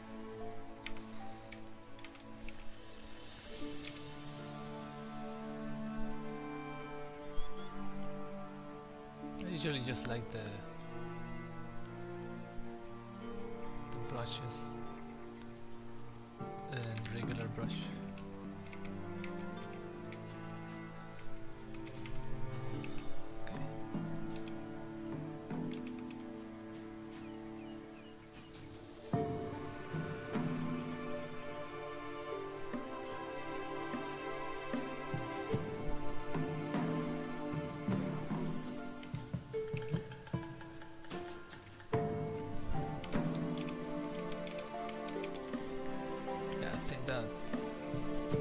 That's a solid way to make the hair look good.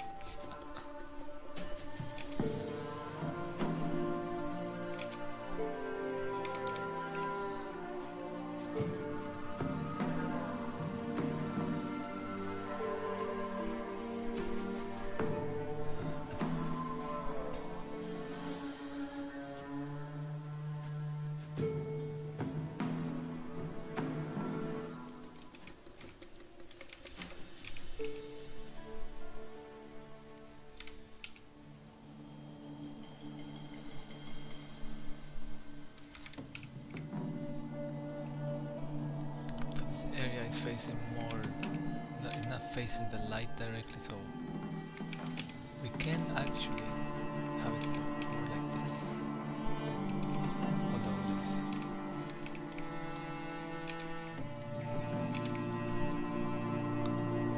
If I do this,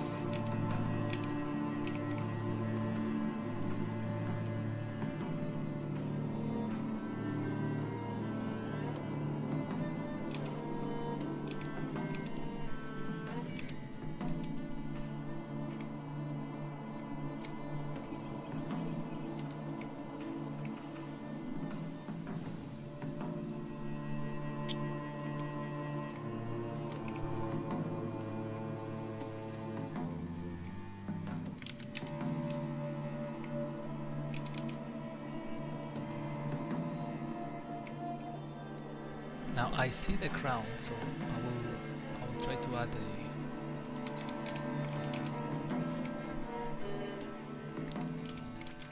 shadow, and I think it will look really good, like landing on the hair. Okay, so we can go back and forth with the highlight now and the darker strands. So actually make it change colors, be a little bit more green.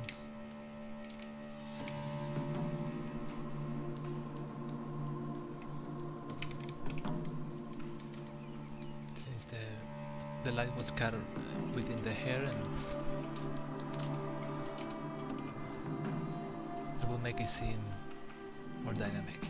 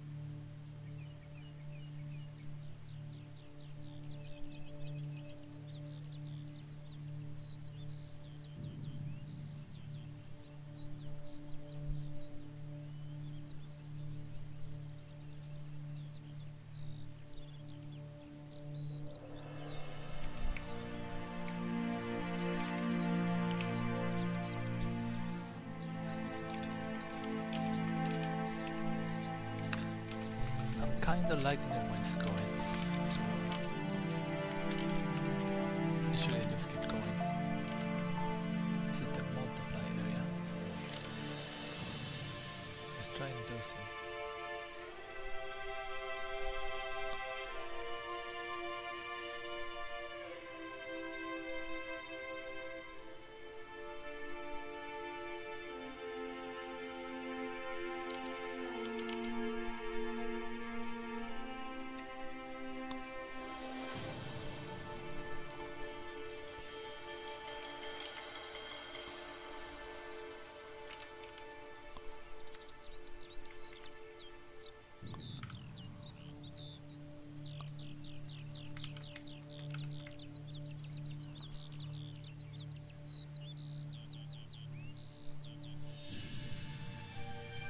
And that bird is going crazy.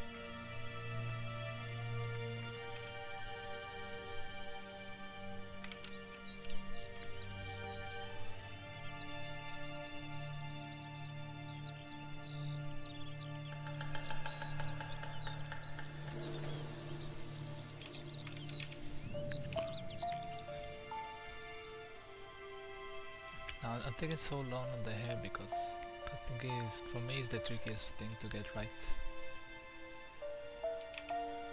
And also there's a lot of hair. It'd be easier to draw someone with bald.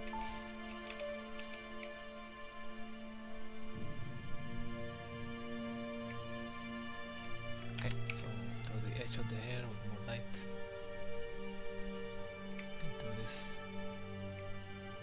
So this is a cool effect if you want to do the like merging with the environment. Okay, so now I kinda wanna swap outright the shadow. Let me add a new layer now. And I'm going to make it dark. Oh.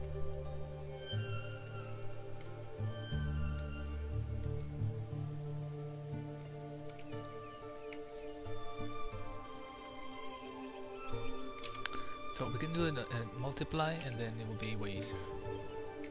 We can choose the blue color because it's the bouncing light that is coming from the other side, and then we can do this.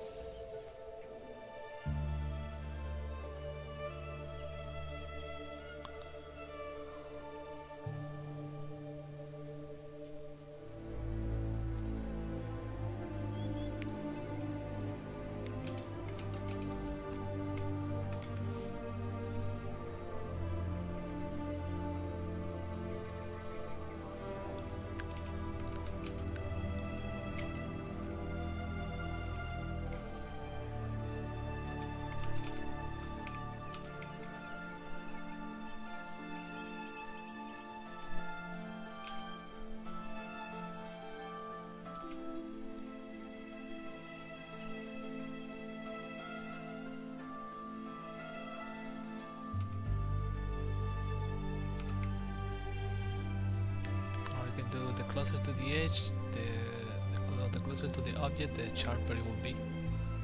Then do this like that, then blur it out on the right corner.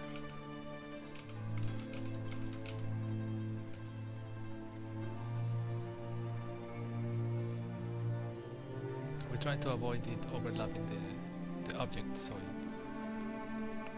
it's not distracting.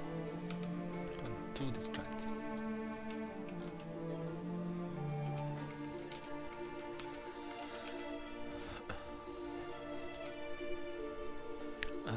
Can you use it with all the things?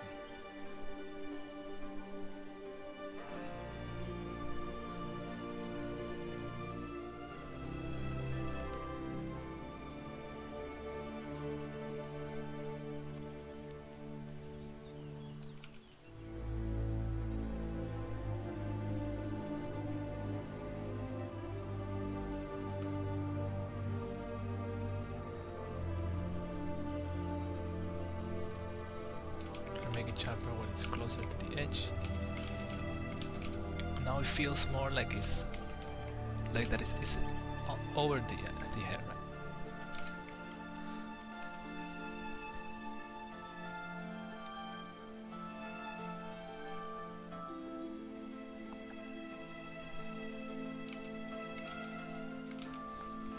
So pretty.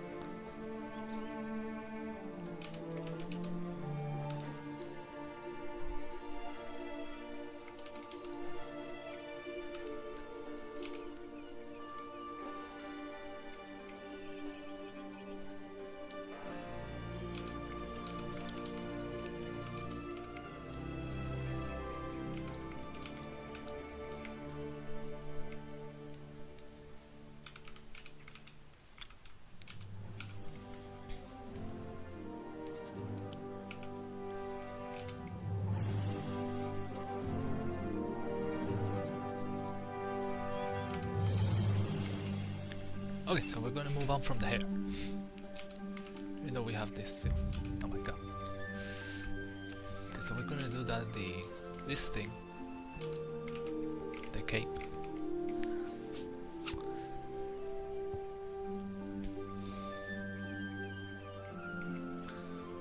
Let me see how long.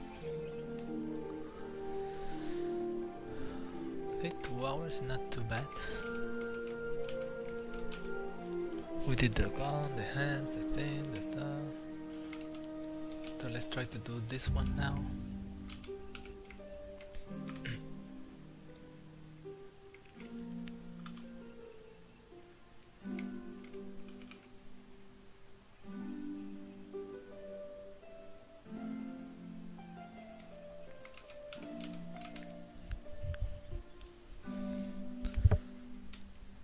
So the cape will pretty much have the main color and the shadow. Let me work on this a little bit more.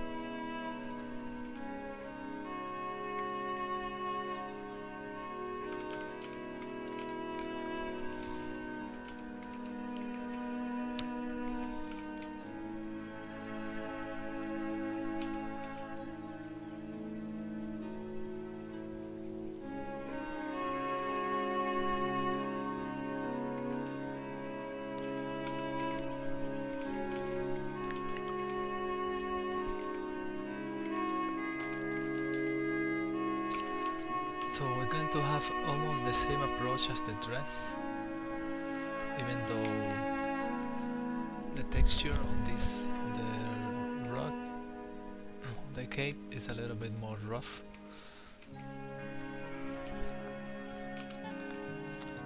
So we'll be choosing because it's grey, it's going to be more affected by the color. So we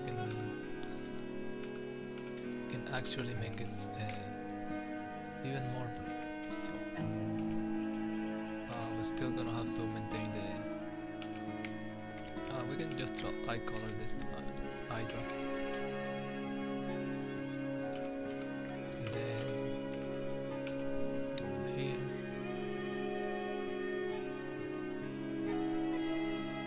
Now I'm not going to use the soft brush to spray paint this one because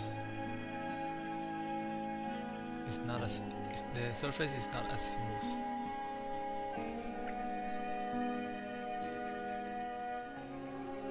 So we want to maintain the consistency over the material that you're drawing.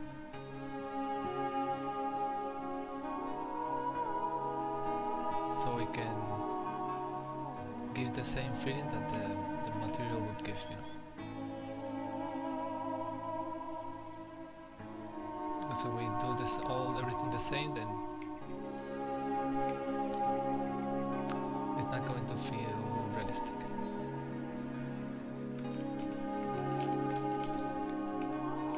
So we do it like that.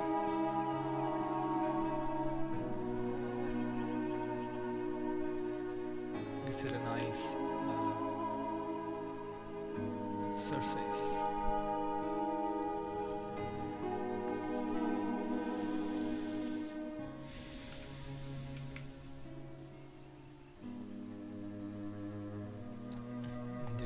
Keep in mind always when it's changing from like the main light source to the bounce light, there's always going to be like a little bit of shadow.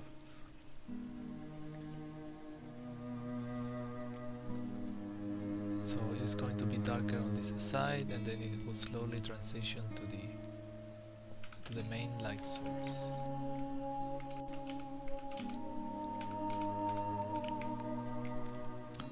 Usually it transitions faster from the main light source than from the bounce light. So it will be always darker where the bounce light starts than from where the main light source starts. So it will be like that.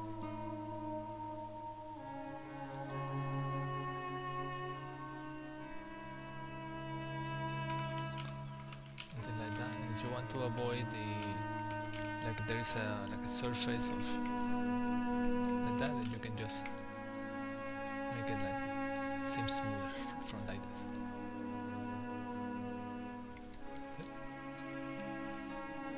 Do a new lighter and go lighter, lighter, and lighter.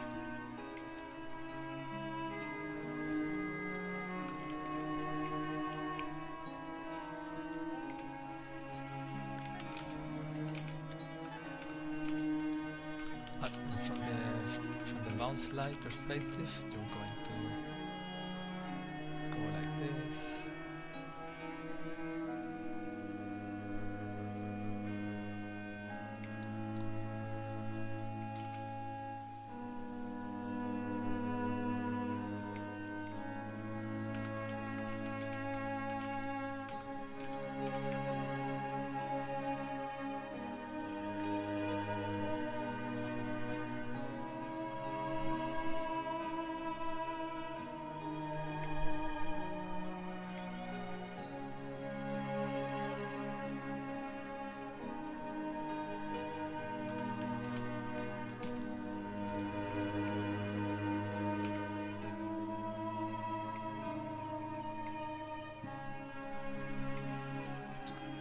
Slowly transition from the shadow to the bounce light, depending on the surface. So if it's a sharp switch, then you can just maintain it like that. You can even like make it lighter. Usually when it's a very sharp edge, you can just make it lighter like this.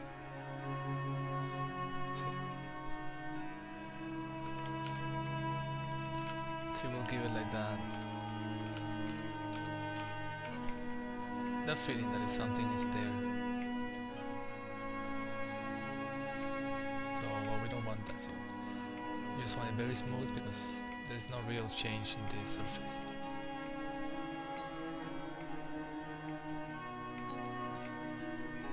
It's very smooth, like a sphere. So if you remember the sphere, the way the shadows work on the sphere, then you can apply the same thing to this.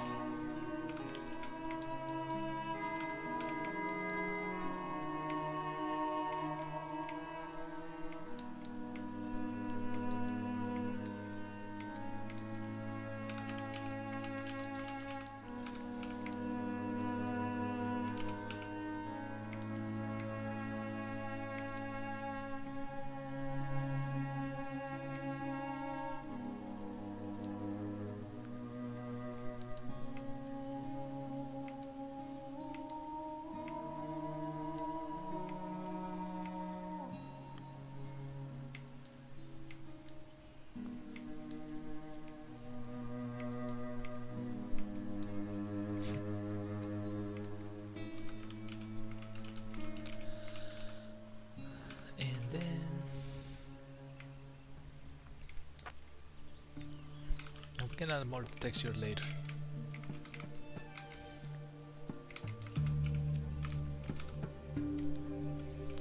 Okay, so I'm going to add some here also.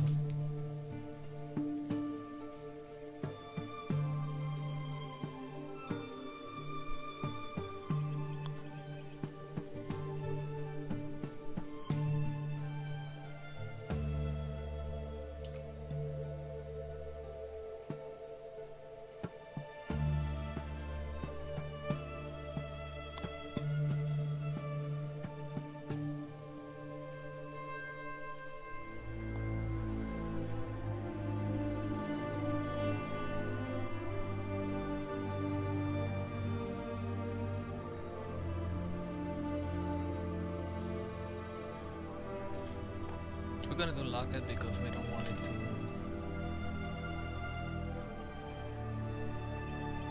Oh, wait. I thought I was on the same.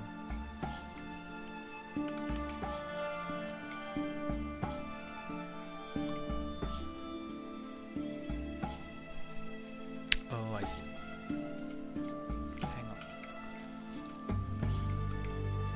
on. So I'm on a different layer right now. The small cape, and this is the other cape, see? It's important to keep in mind which layer you're drawing in. That could have been pretty bad. for the future. I'll probably end up merging it anyway, so it doesn't really matter.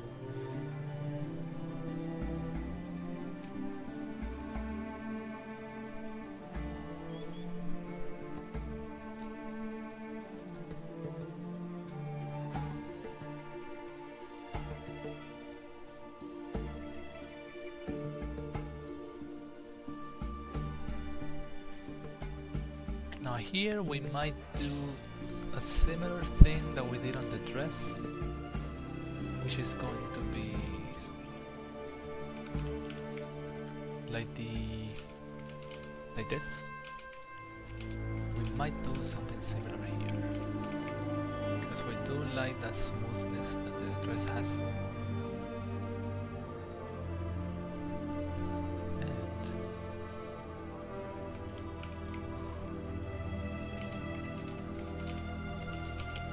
But I also like this very sharp twist.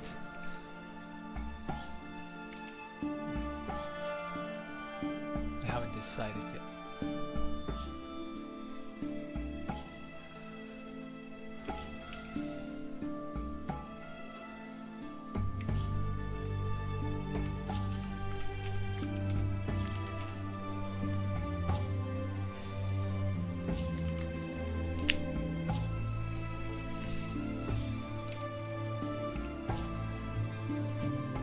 Try it out. Probably do it in a little bit more dramatic, like this.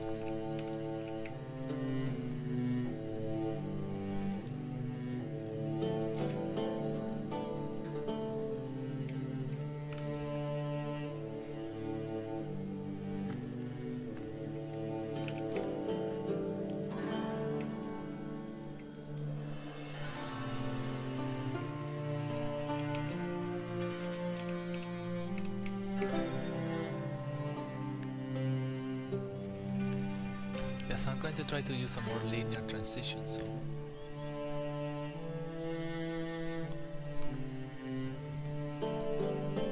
I want to differentiate the cake from the dress. I want the dress to be smoother in texture, and I want the cake to be more rough.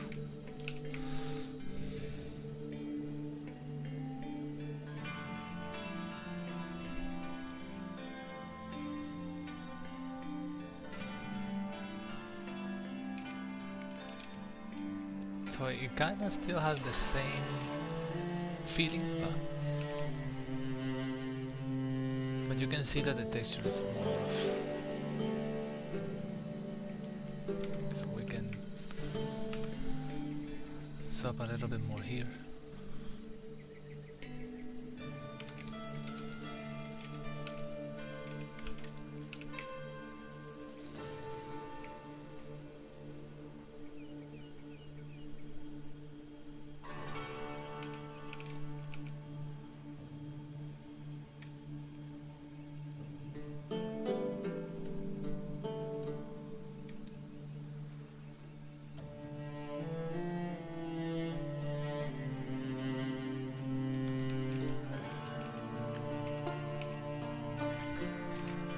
We can add a little more detail, we can have a little fun with it.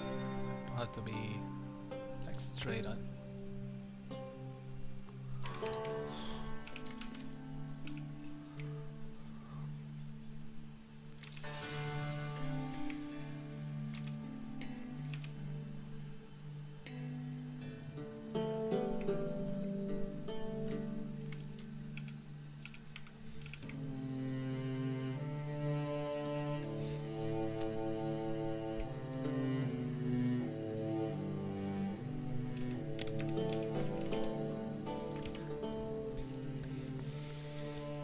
Yeah, so we can have like a part where there's a lot of details, and then we can have like the rest of the cape be more smoother in value.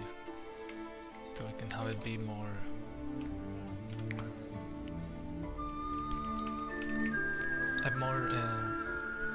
less sharp in details. No. Okay, so this is going to work here now.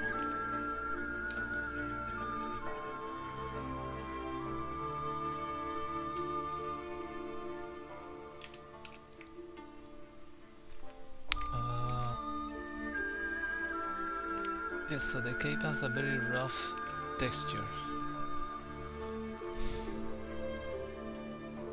Maybe we can use this. So I'm going to have a new layer.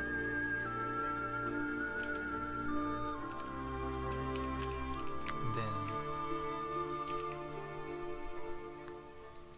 draw over it a little bit like that.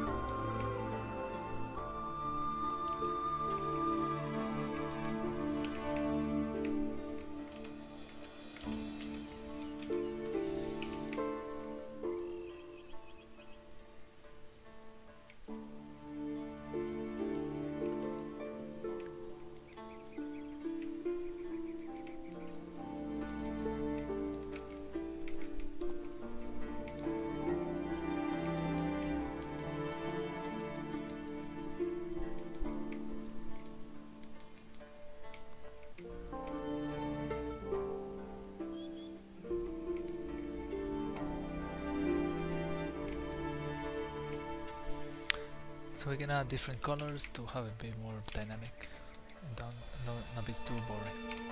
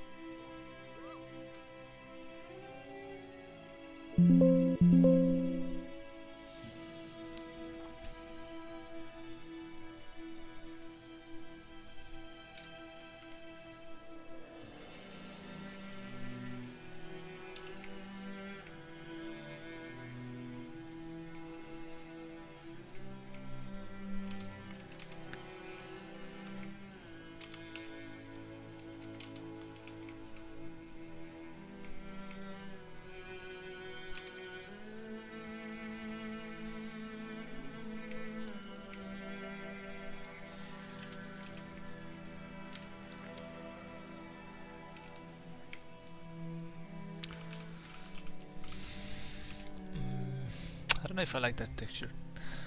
I will keep it for now, but I might change it later.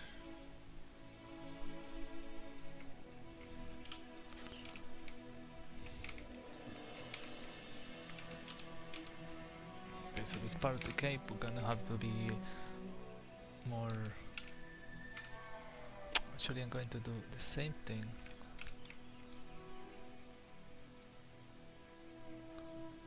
We did on the hair.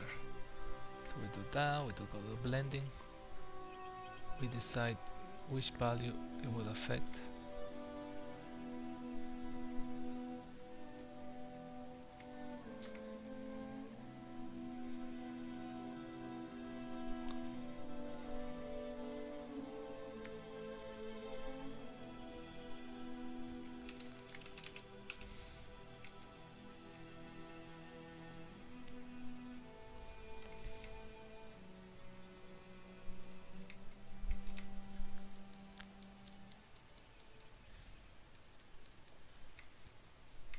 It's easier to start with a smooth shadow.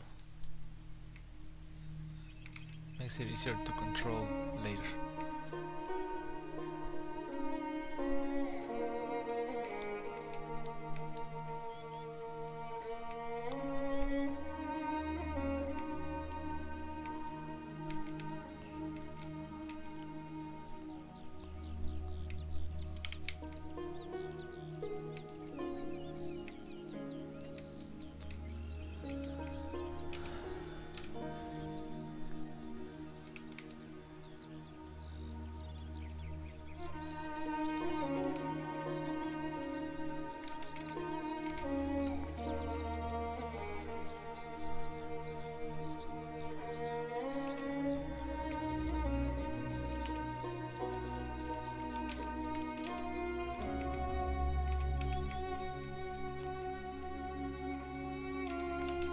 This is just me trying to figure out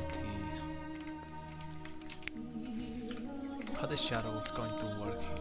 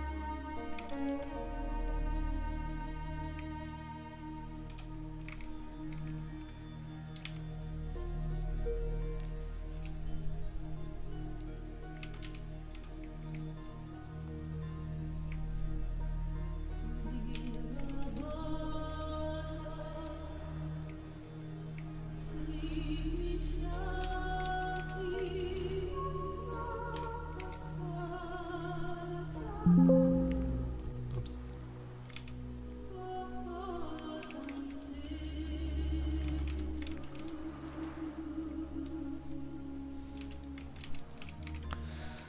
So yeah, we're just trying to figure out which way the shadow is going to be,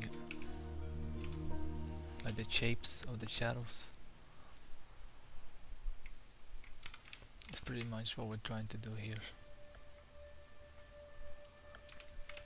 Okay, so let me try and make some of these edges a little bit less clear so we can have the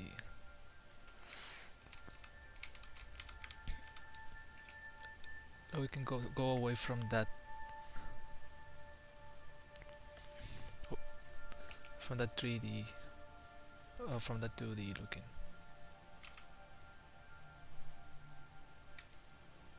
Now I don't want to remove it completely because it always adds a little bit some, unless we can turn it up. Let me see.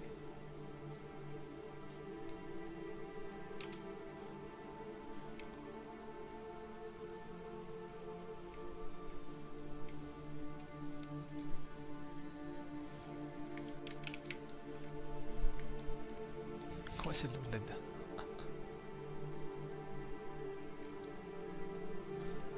Oh, I see.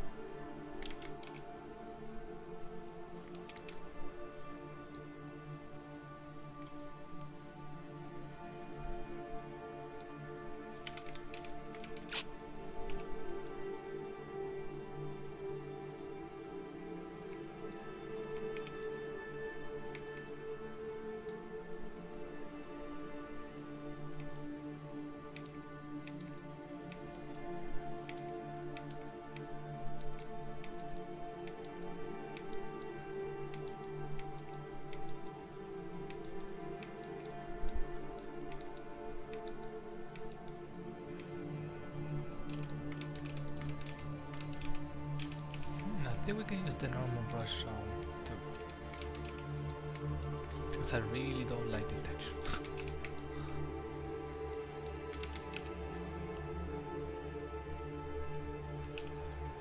Okay, so let me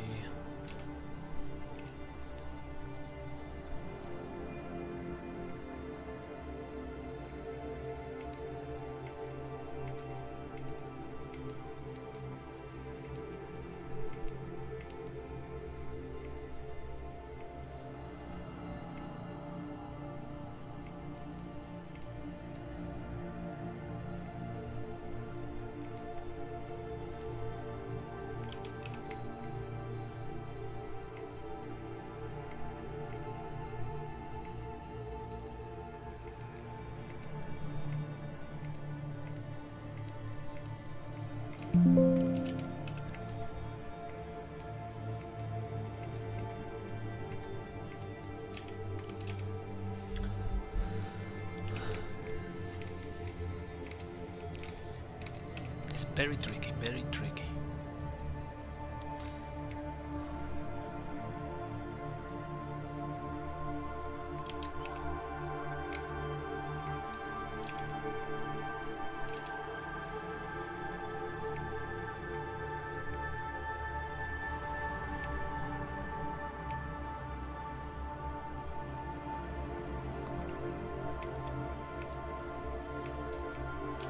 Here we got it. Let's see.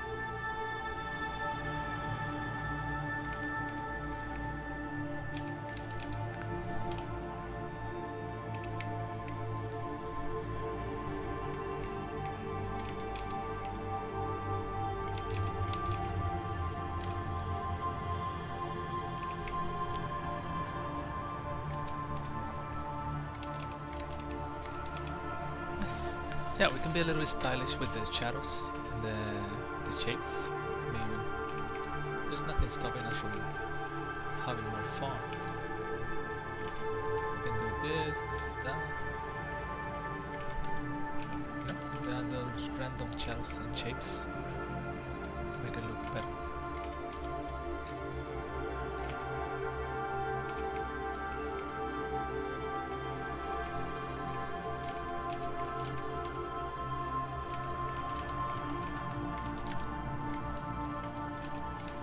This area is going to be a challenge. So let's go here, we're going to add the same thing here.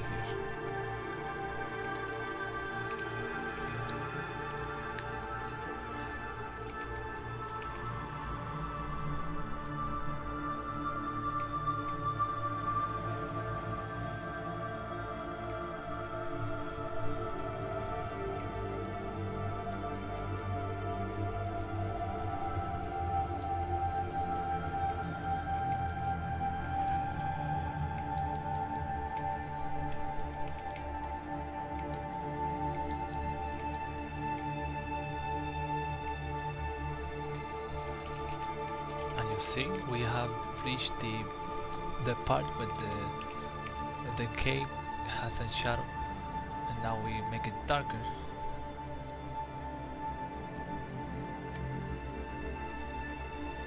Like this.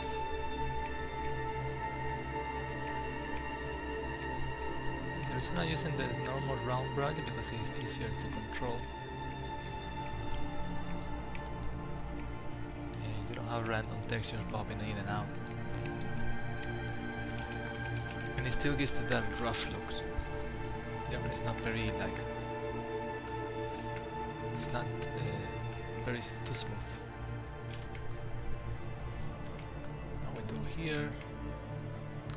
We have the same bouncing light, the color from this side to here.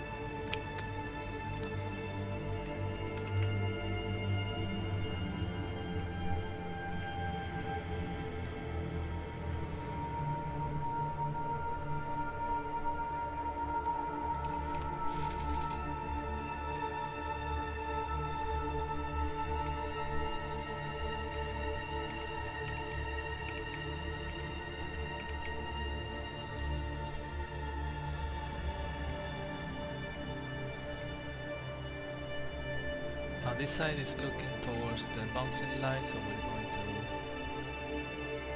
make it look like that, and then we shape it to the way we want. We can even have it more dark, more dramatic effects.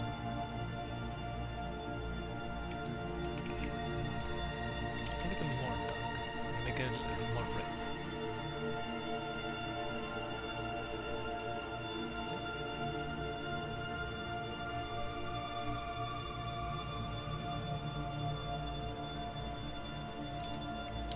Ta-da!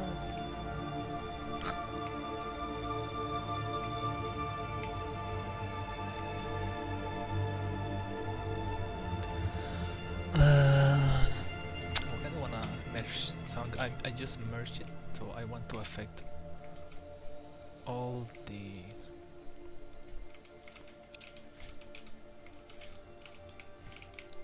because now we really have an idea of what we're going to do, so we just merge it and we go from there. We keep going.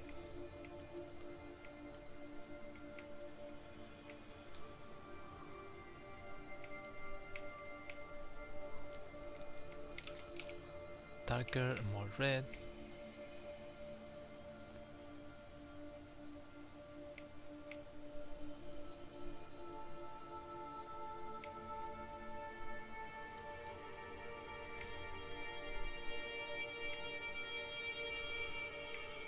And we're being very careful with the value so it doesn't change drastically too much.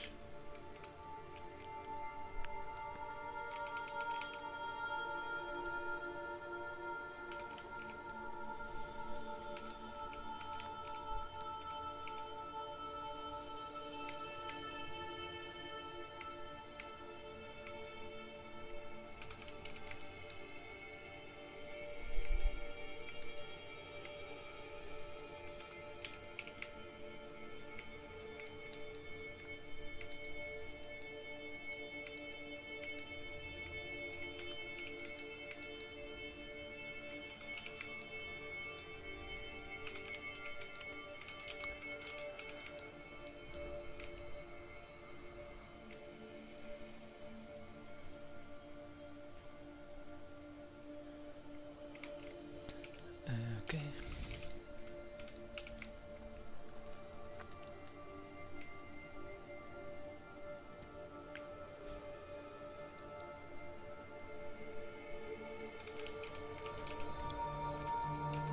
So we're seeing this effect here that is causing it to look very volumetric, this part, but we don't want that. So we're going to swap with better, darker shadows. Like that. Make it darker here because there's a sharper turn.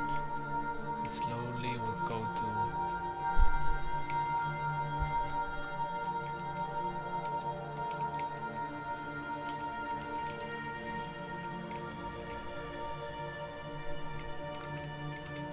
and now here we go for a darker look so it doesn't fight for attention. You know, the ambient occlusion, we always remember the ambient occlusion.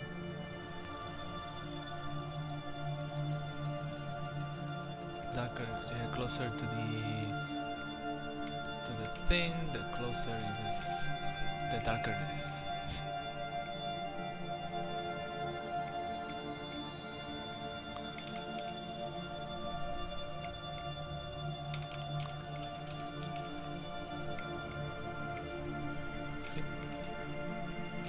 See how it looks very like it takes the shape like it's being folded.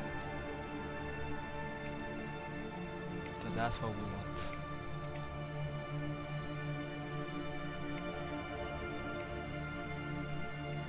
On this one it will be more smoother, it's not going to be too sharp, but it will have it either way.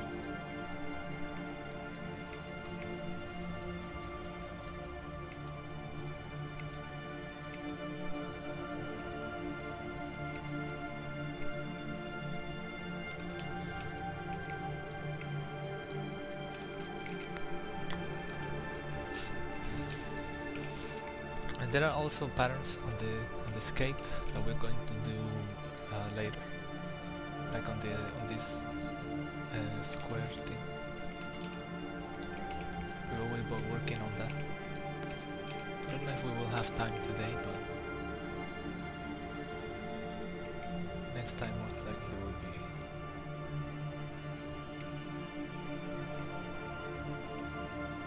We'll be working on it better.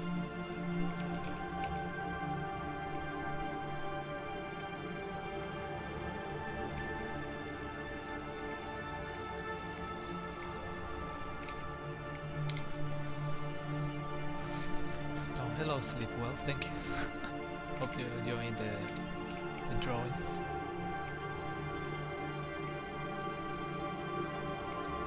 Yeah, if anyone's watching and would like and have questions or something like that, I can answer as best I can.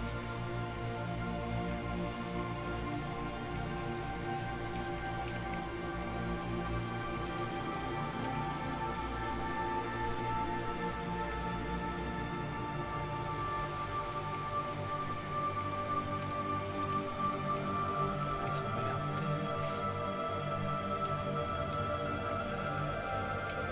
and now okay, this is the different. Let's finish this part here.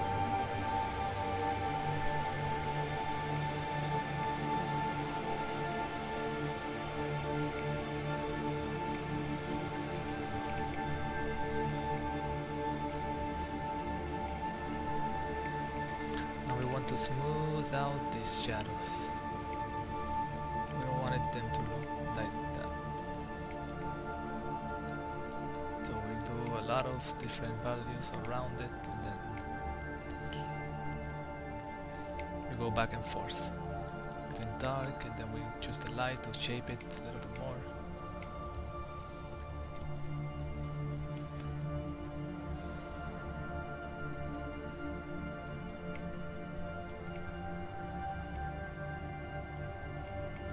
This is another. I might just merge all this. The same thing.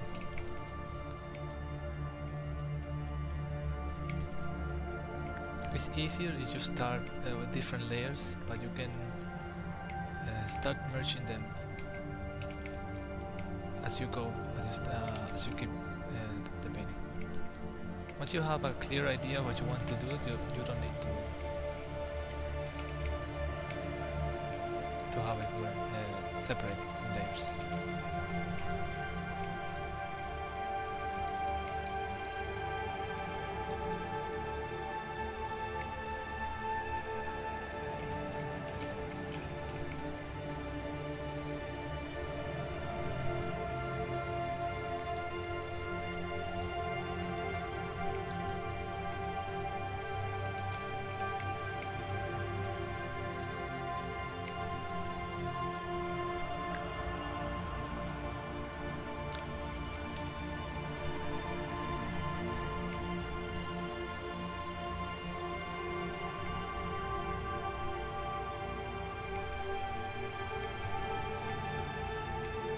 See, we can go smaller and smaller in details. Like that, we go like that, then we shape it to have it very sharp. And it's create those nice effect of volume.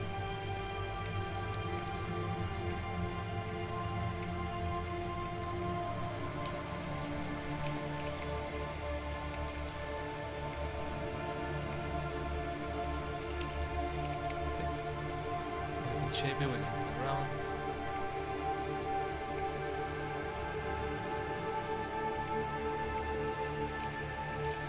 You can play around with it.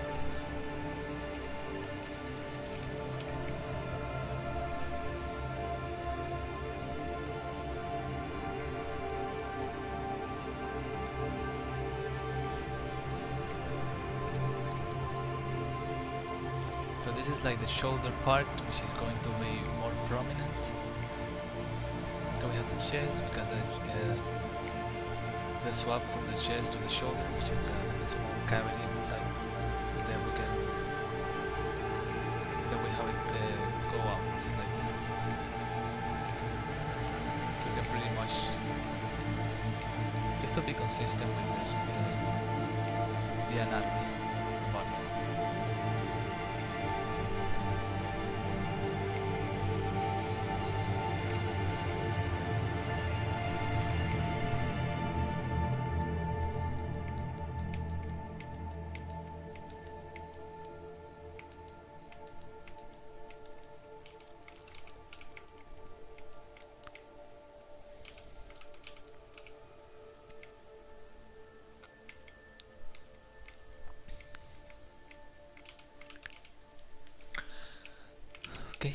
Now I want to keep this green look, so we're going to use more green here.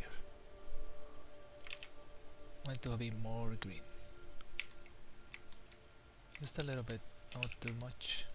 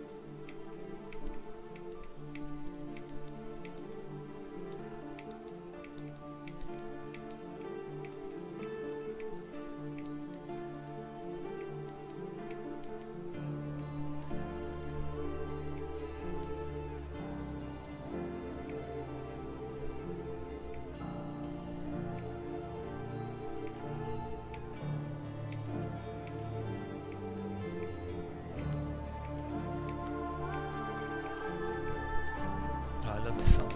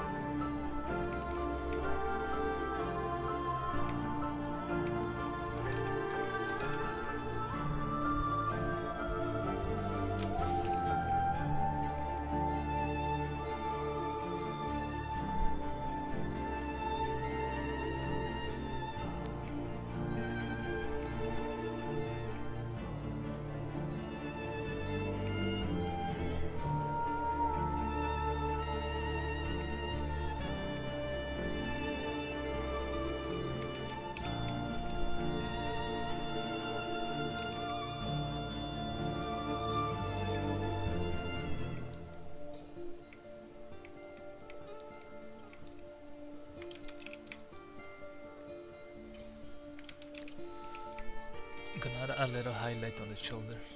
Should be the sharpest edge of the shoulder. Just a small one.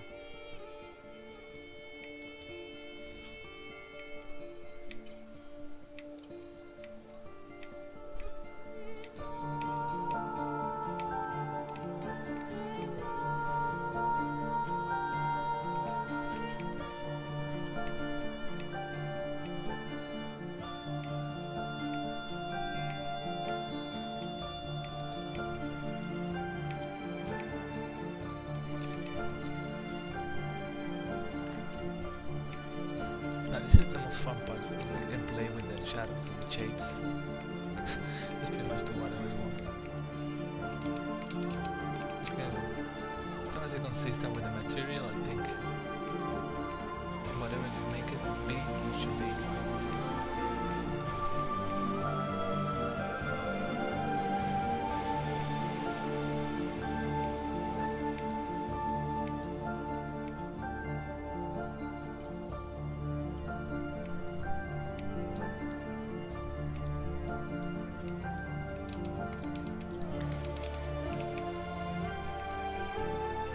Going to be more or less the shoulder. The cape is hugging that part, the shoulder, goes to the bicep, to the arm.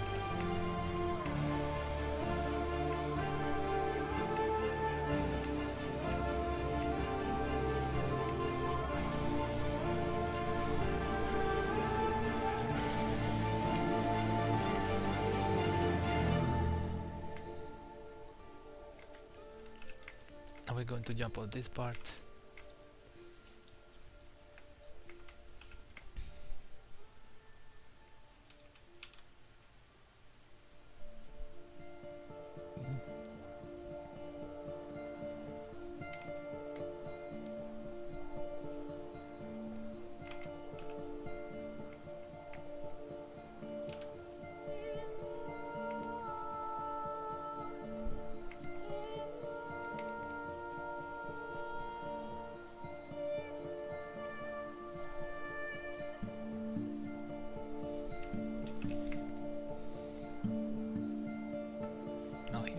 the same thing.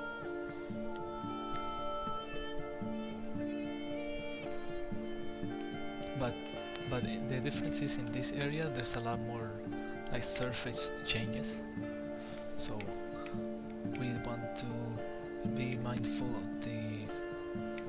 the shape that the surfaces make.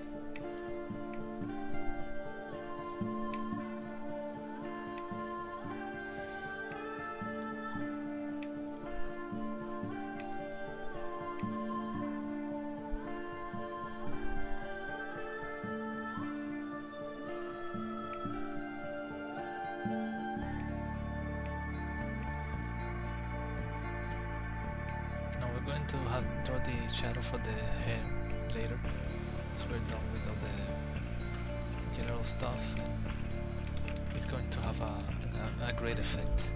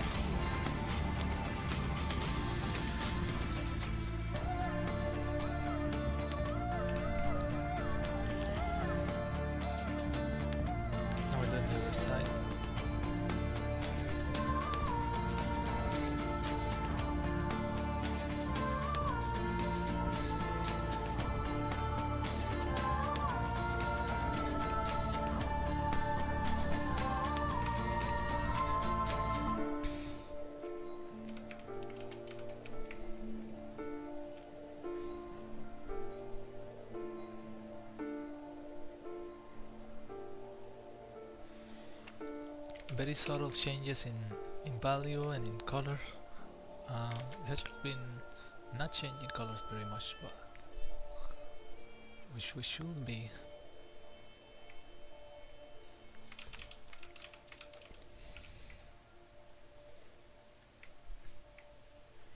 Now here, since it is closer to the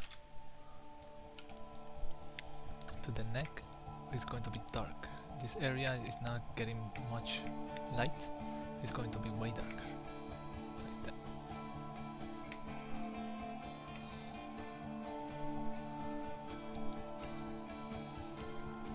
Now the closer to the edge, the closer, the darker it will be.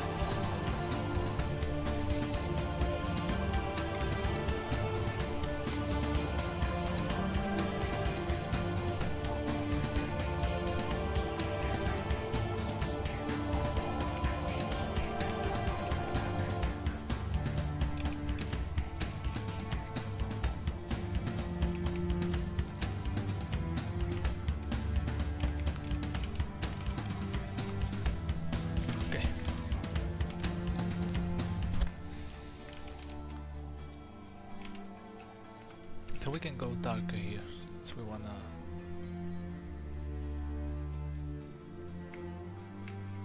have the consistency of values throughout the whole piece. And I also think it should be darker.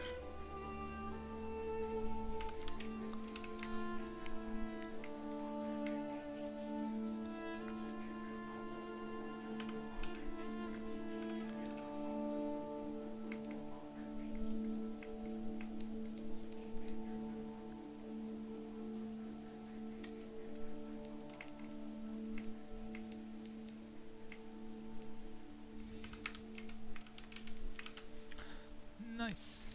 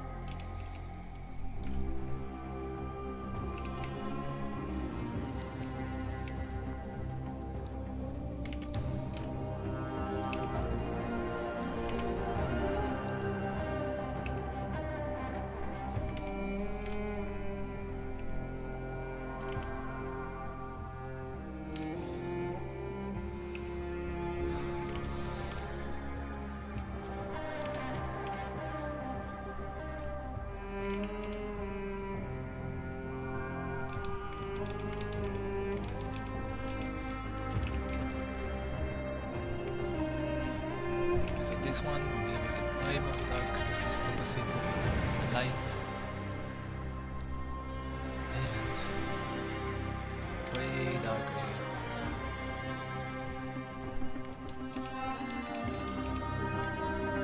So I'm going to try to smooth this edge out. It's just that I think it's a little bit too sharp.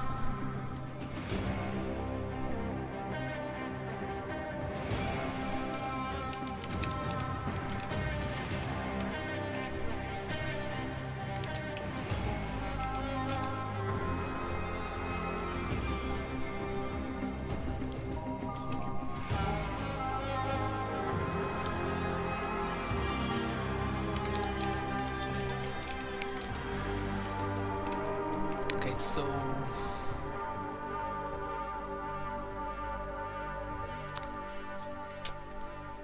I may try to do some patterns. Actually,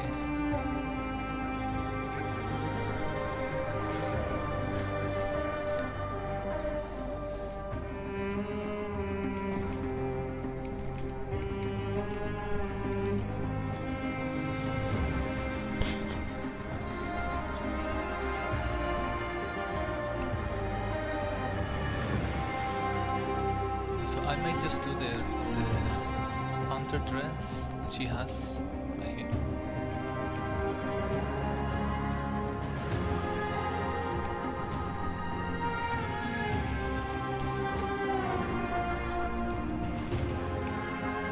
And then finish up there.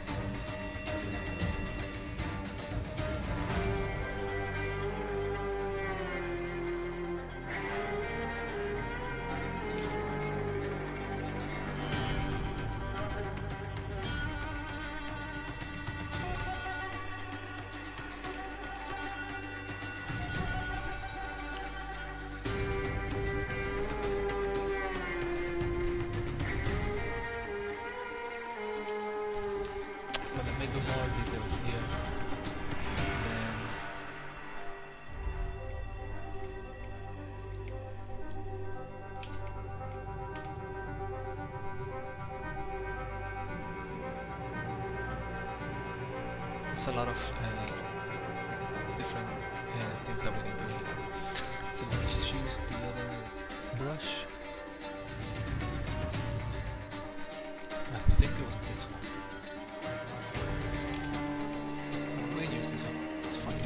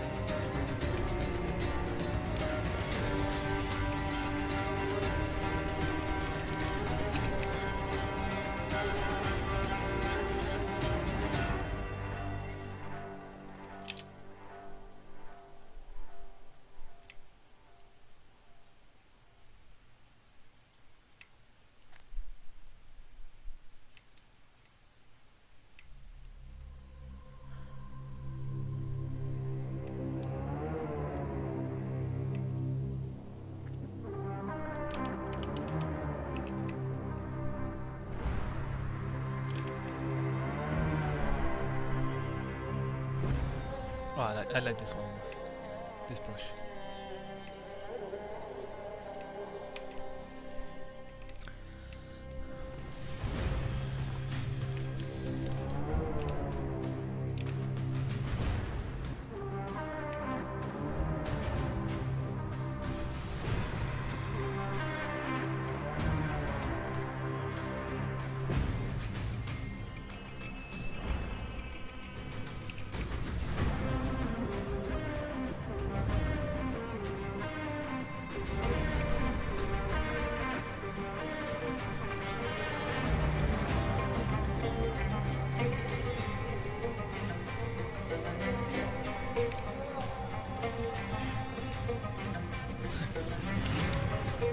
Shadows here.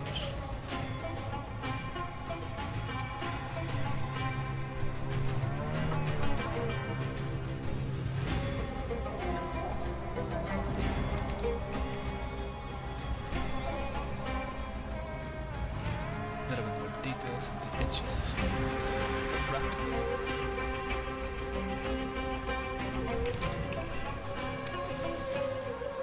A bit more red.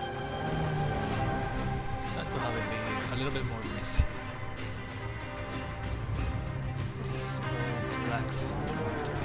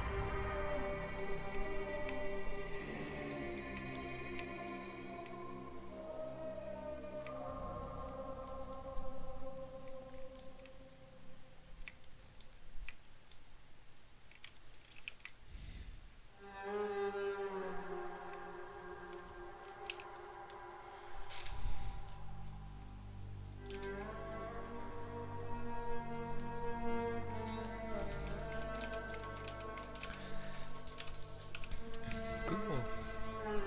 You see how now it comes out more? It looks more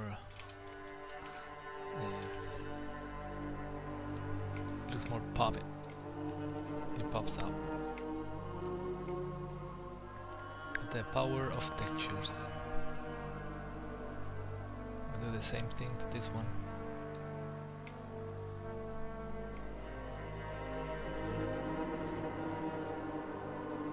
You don't have to be specific with it, we just can just do it a little bit on the edges of the things. Would be better. Yeah, like that.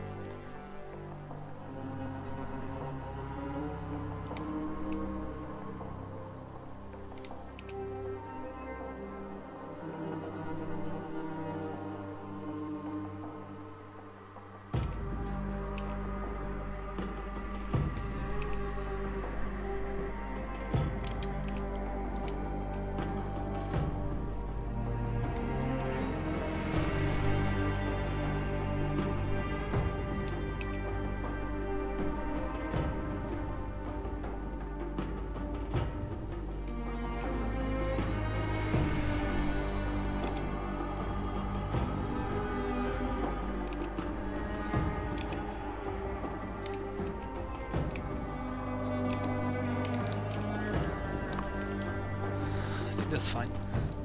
Let me actually make the shadows here. I think that was the one thing that was missing.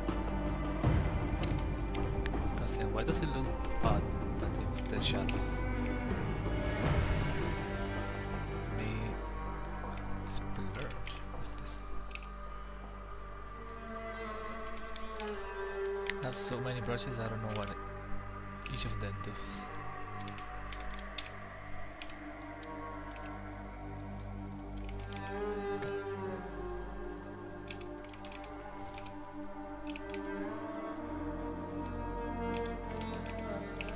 That is fine.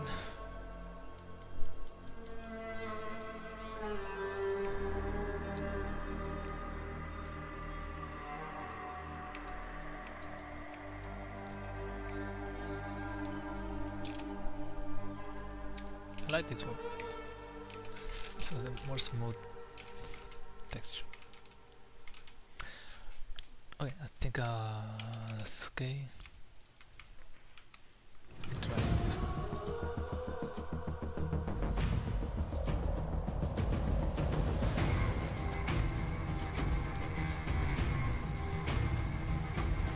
It's a little bit more saturated.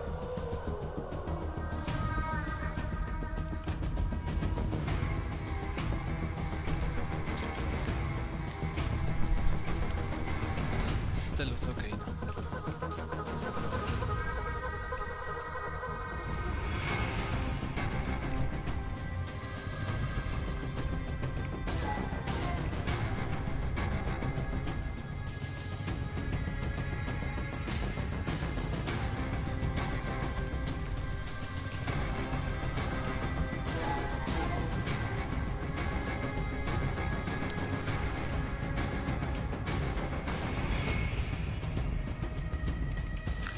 Back to the normal brush. I will try to add a little bit more details to the face, or let me try to do something with the crown. I haven't been able to. But this is just mostly random details. Let me add the color here.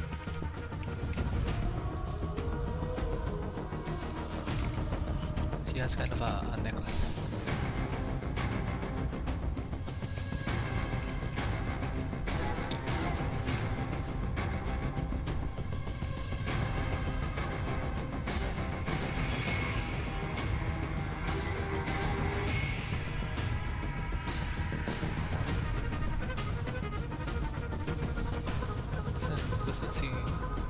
Doesn't show clearly what it is, but it doesn't have to be exactly. It just has to be more the general shape. This is the power of the shapes. You don't have to draw exactly, but the thing is, you have to draw more or less. Then when you zoom out, it's going to be perfect.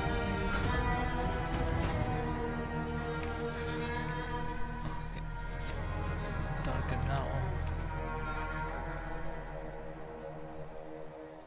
See, and we can do the same thing. We could copy, put it down, remove it a little bit to the side.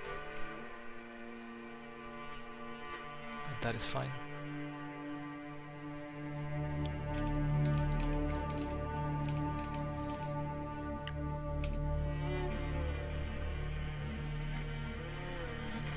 Now we merge it, and then we can.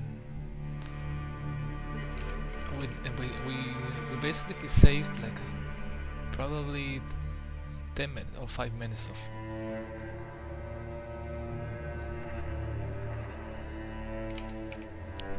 now we do the lighter thing.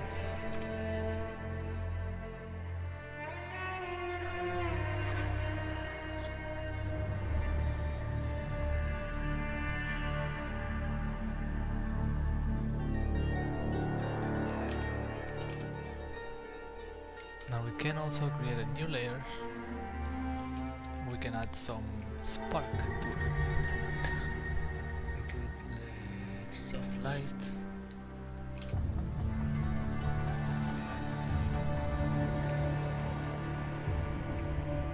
Just to make it shine. Can make it shiny.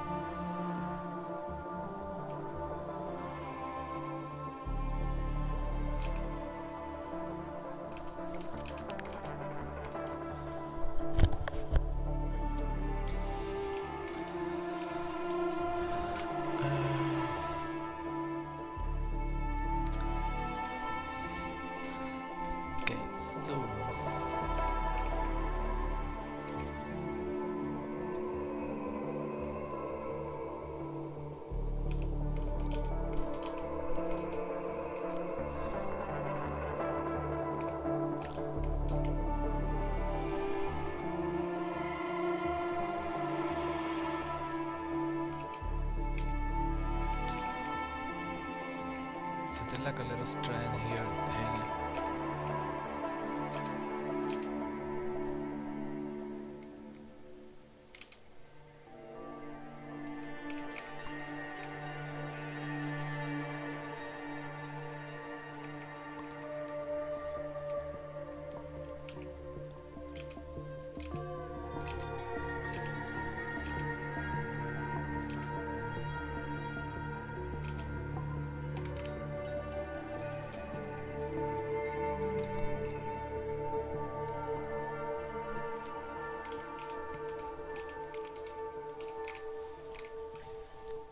It's cool. This has a little bit more like surface. Like this. This is like a golden thing. Not sure what it is.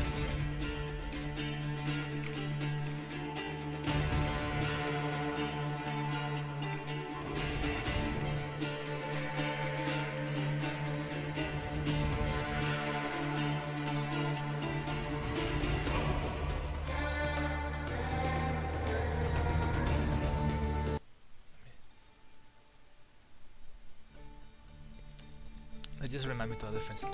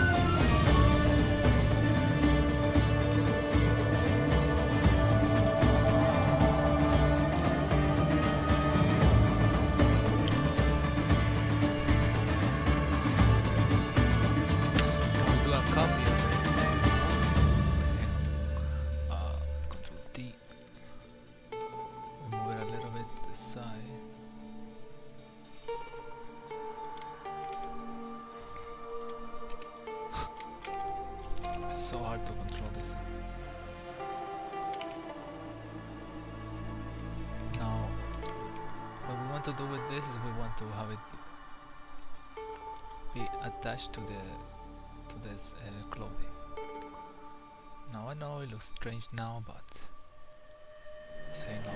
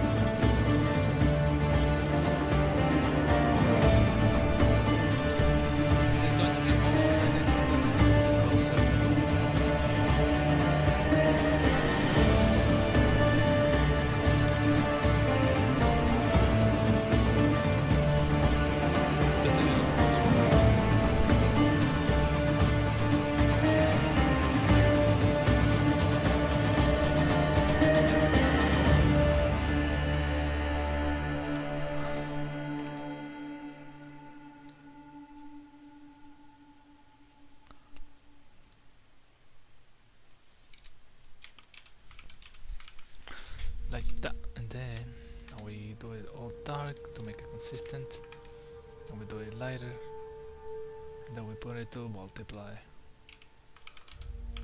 and then we smooth it out a little bit so that it's not too sharp.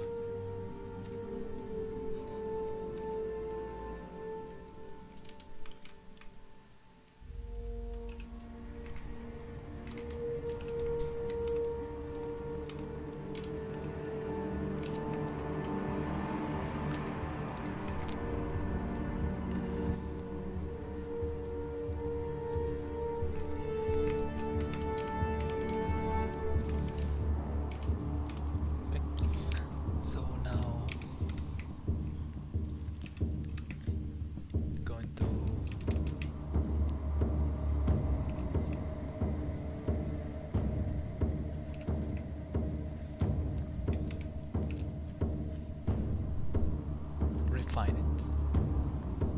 I was thinking of the word.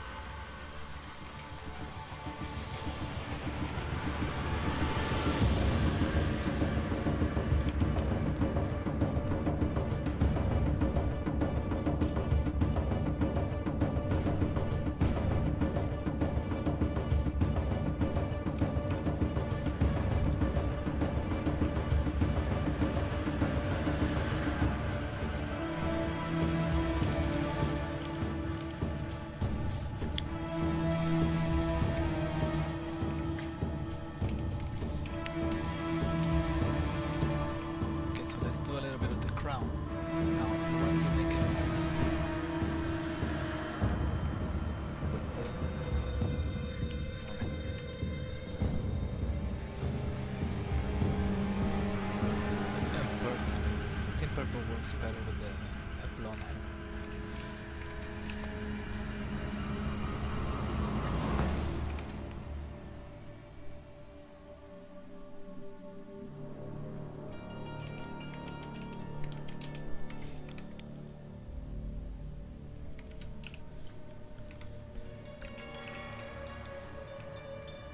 Now here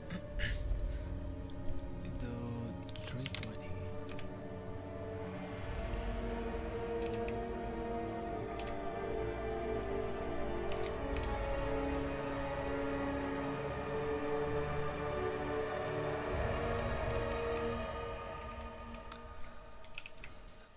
Okay, so the crown has a lot of random things.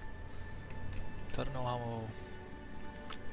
Oh, so in this case, we do the vertical and we do the vertical trek to avoid having to do. Basically, we do double the work one time. So just do this. Let me see, something like that. Oh, sorry. Oh, actually I need to create a new layer. Like that. Now here we can work on the design.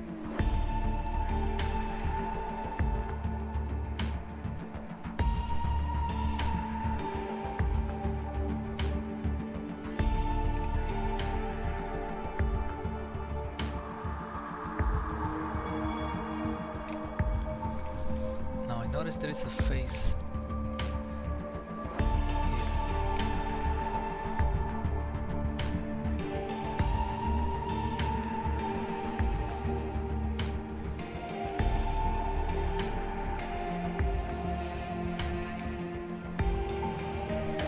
kinda cool.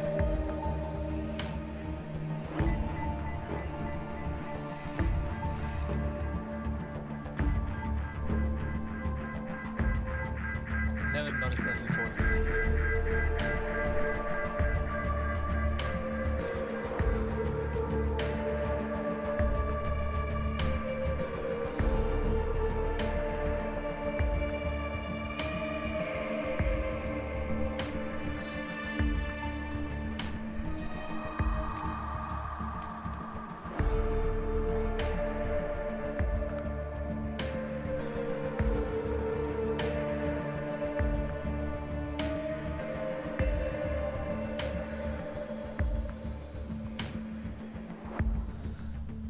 Okay. I'm pretty sure there's a lot of corpses here.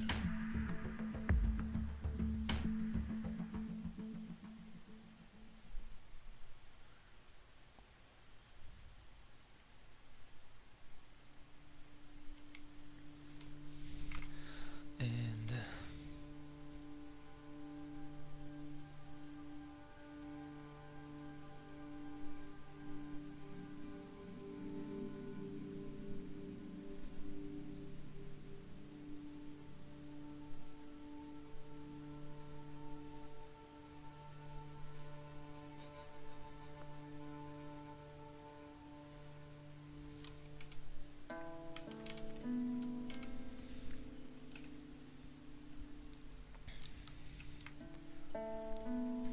yeah, we're going to do some of the highlights, so we don't have to do it manually.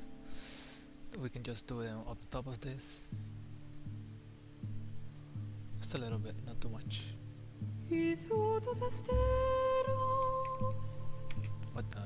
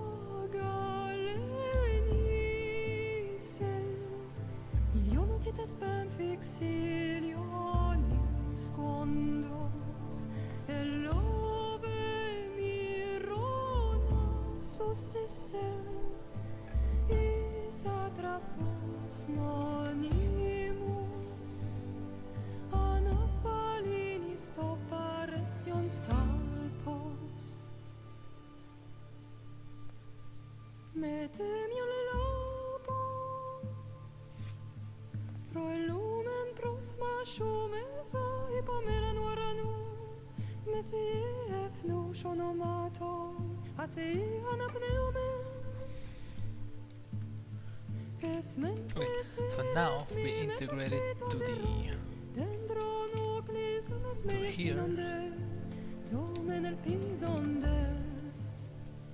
Gonna make it a little bit bigger, and we're gonna to match it to the perspective.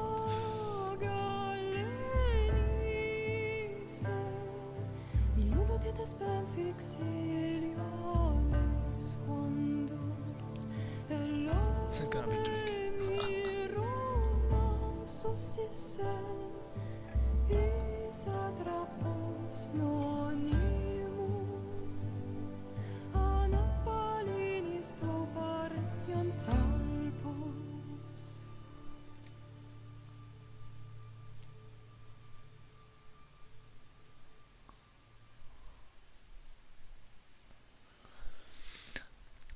So basically just trying to figure out which way it goes, so it doesn't look weird.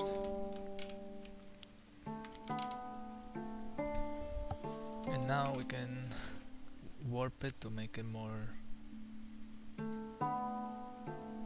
know, volumetric.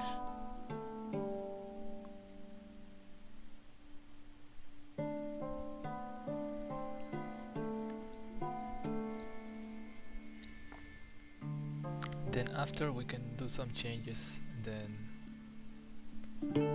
to make it match.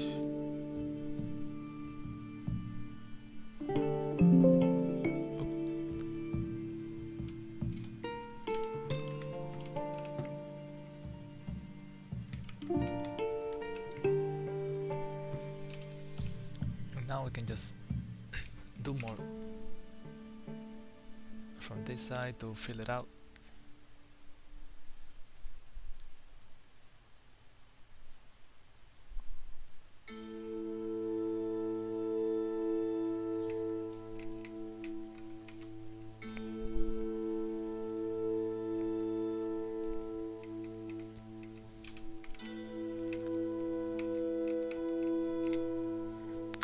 Oh, hello John, or June.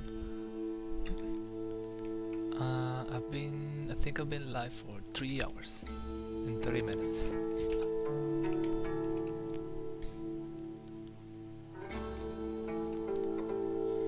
But I kind of already had the sketch done. So we basically did all the dress and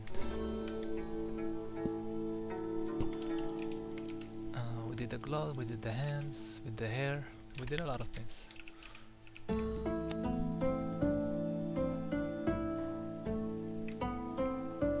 Yeah, I think we got a lot done just on this section.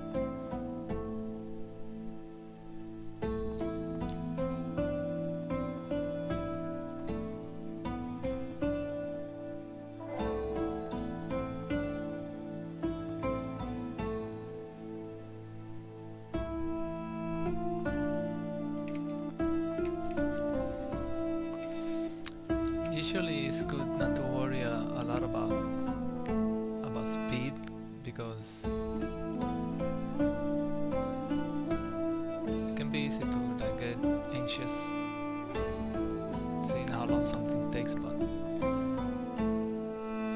at the end of the day speed is going to be easier the more you do the thing. So you will find ways to make something faster.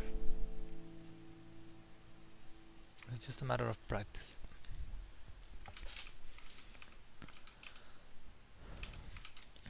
Like there's a lot of things that may seem like they took a lot of time, but they should actually just a few tricks that you can apply.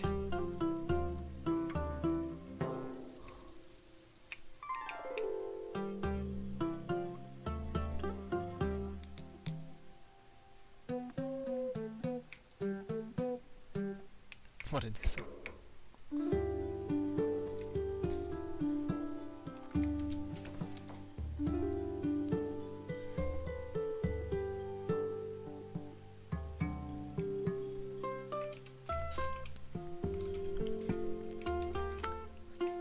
She has some kind of pearl in the here, so let me. It's such a silly song. Let me see what it is. Oh, here.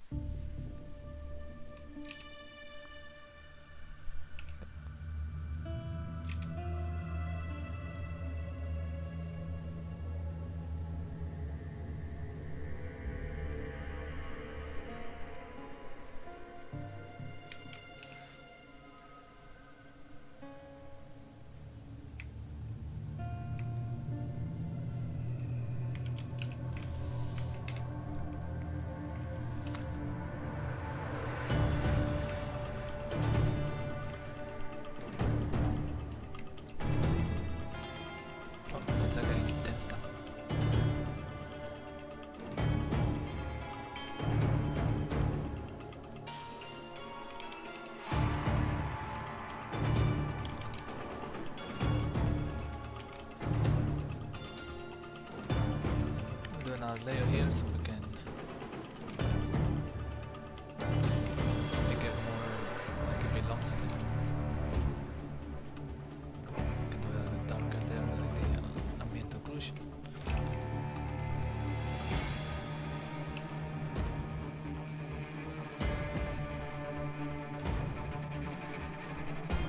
It's a little bit bigger, not too much.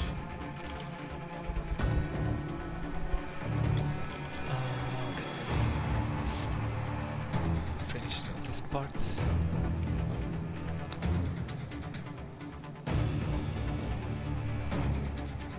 This music is making me work faster now.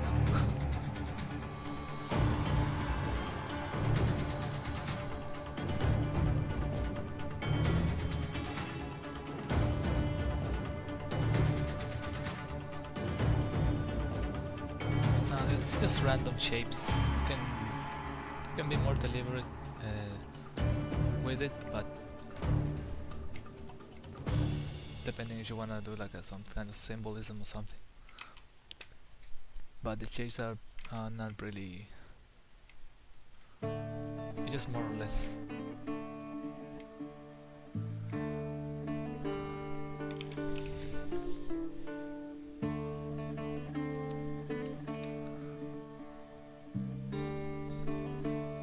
Some more sparks here and there.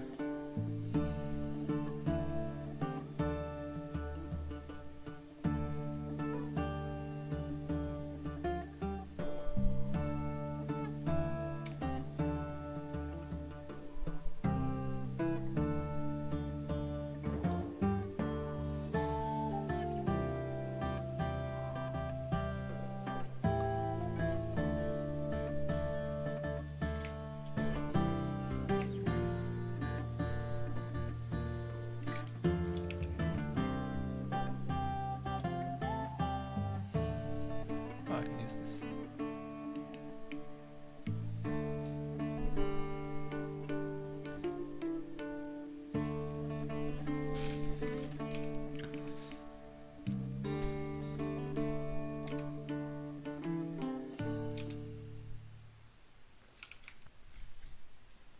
And we can add more details to the shadow if we want to make it more deep.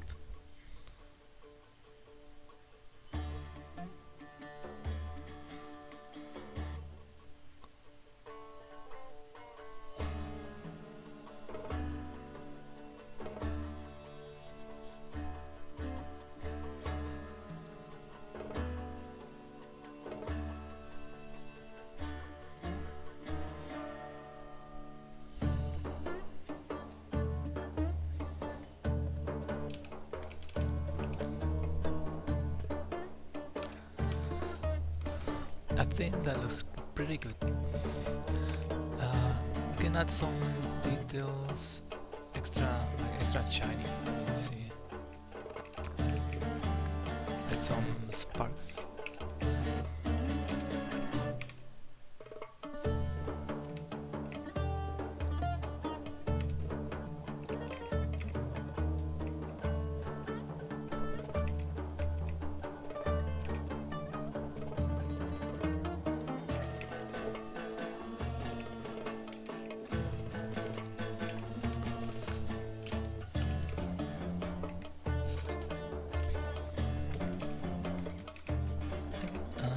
See if I can add more details to the face. Let's see if there's something I should add.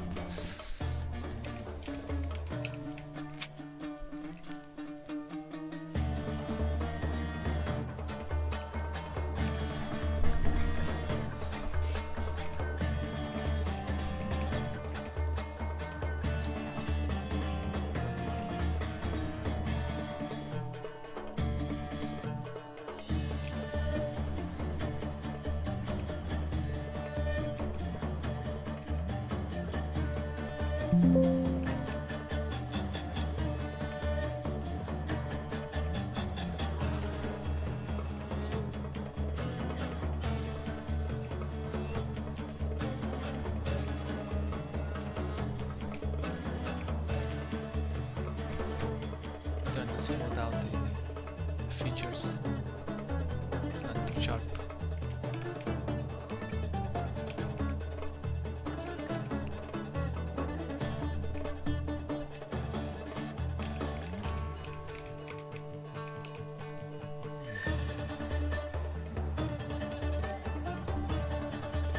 Try to make this side more fluid for the bouncing effect.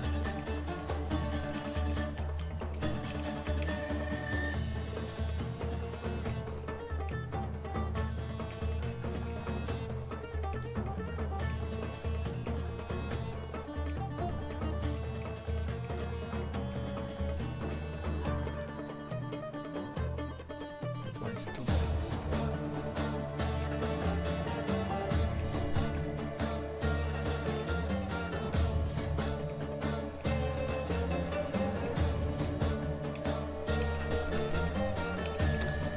Nice.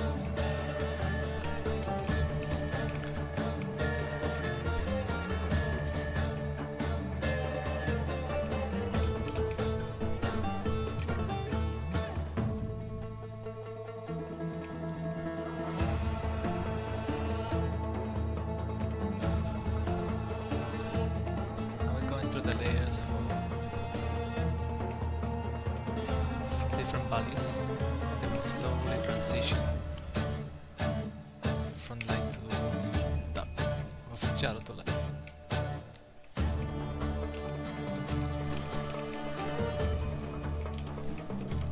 If we want to smooth it out, we can use the smudge tool, or you can use the simpler brush, like the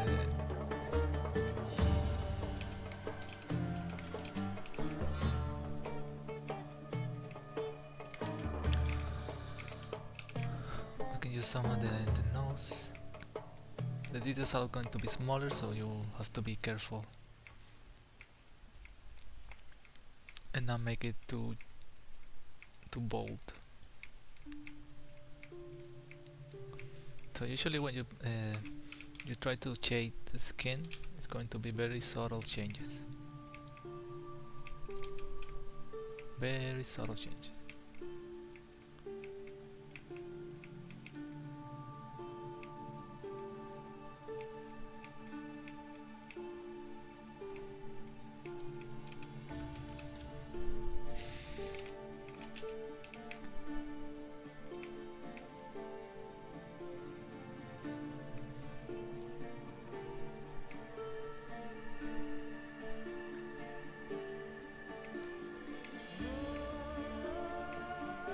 And the thing is that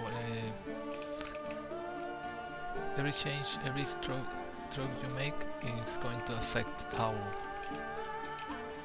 the feature will look on her face. So you have to be very conscious of how you do the stroke and the value that you use.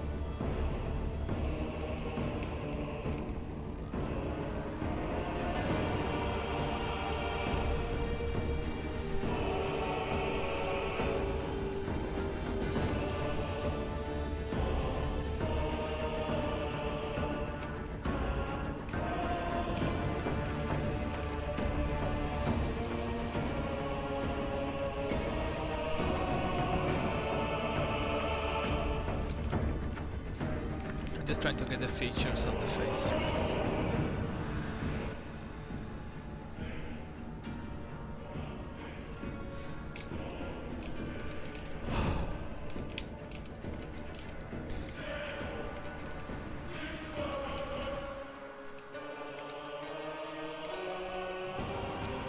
I think it was pretty good so far. I'm going to end up at the 4-hour mark, so I'm going to try to make the dress and then probably the cape. Let's see if I can make it before.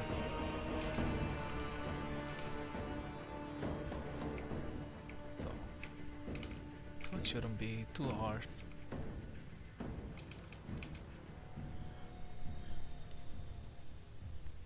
I don't want to step out the boundary, so I'm gonna just.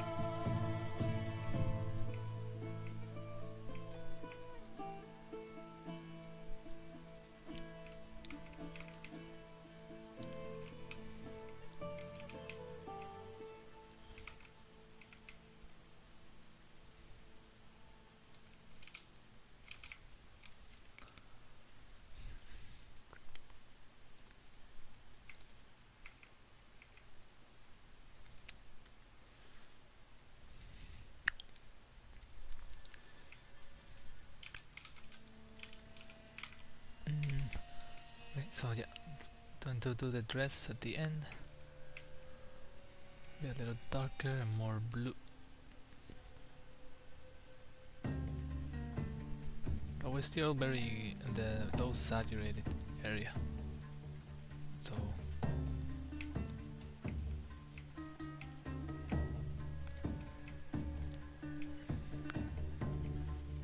basically what it means is that the light that is coming out of the shadow area is blue. So the main source will be warm, maybe a warm yellow. Or a very faint yellow in this case.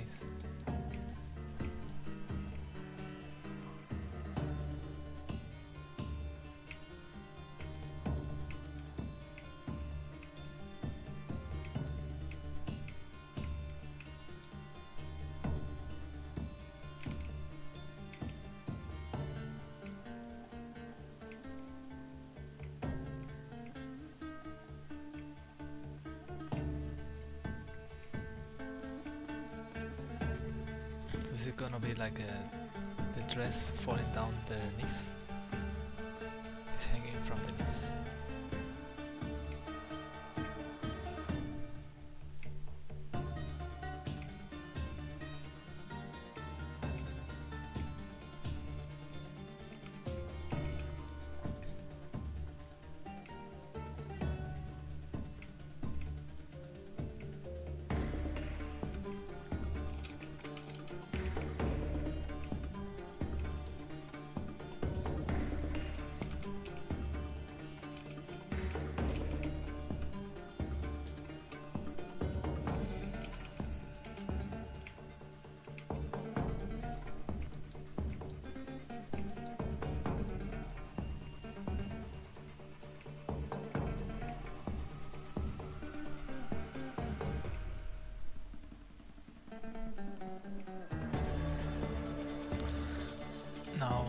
smaller the detail, the smaller the brush will be, because it'll be easier to control what happens.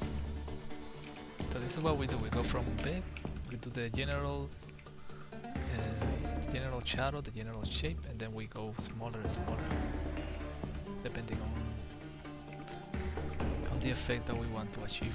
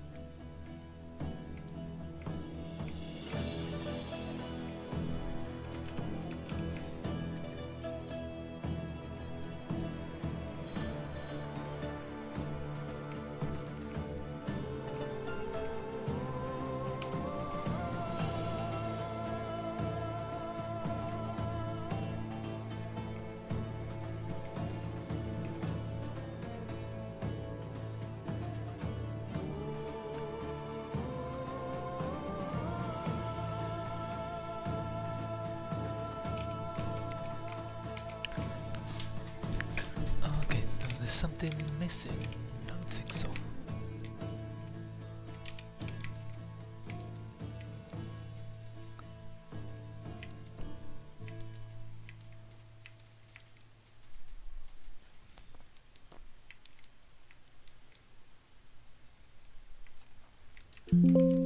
Oops, that was me.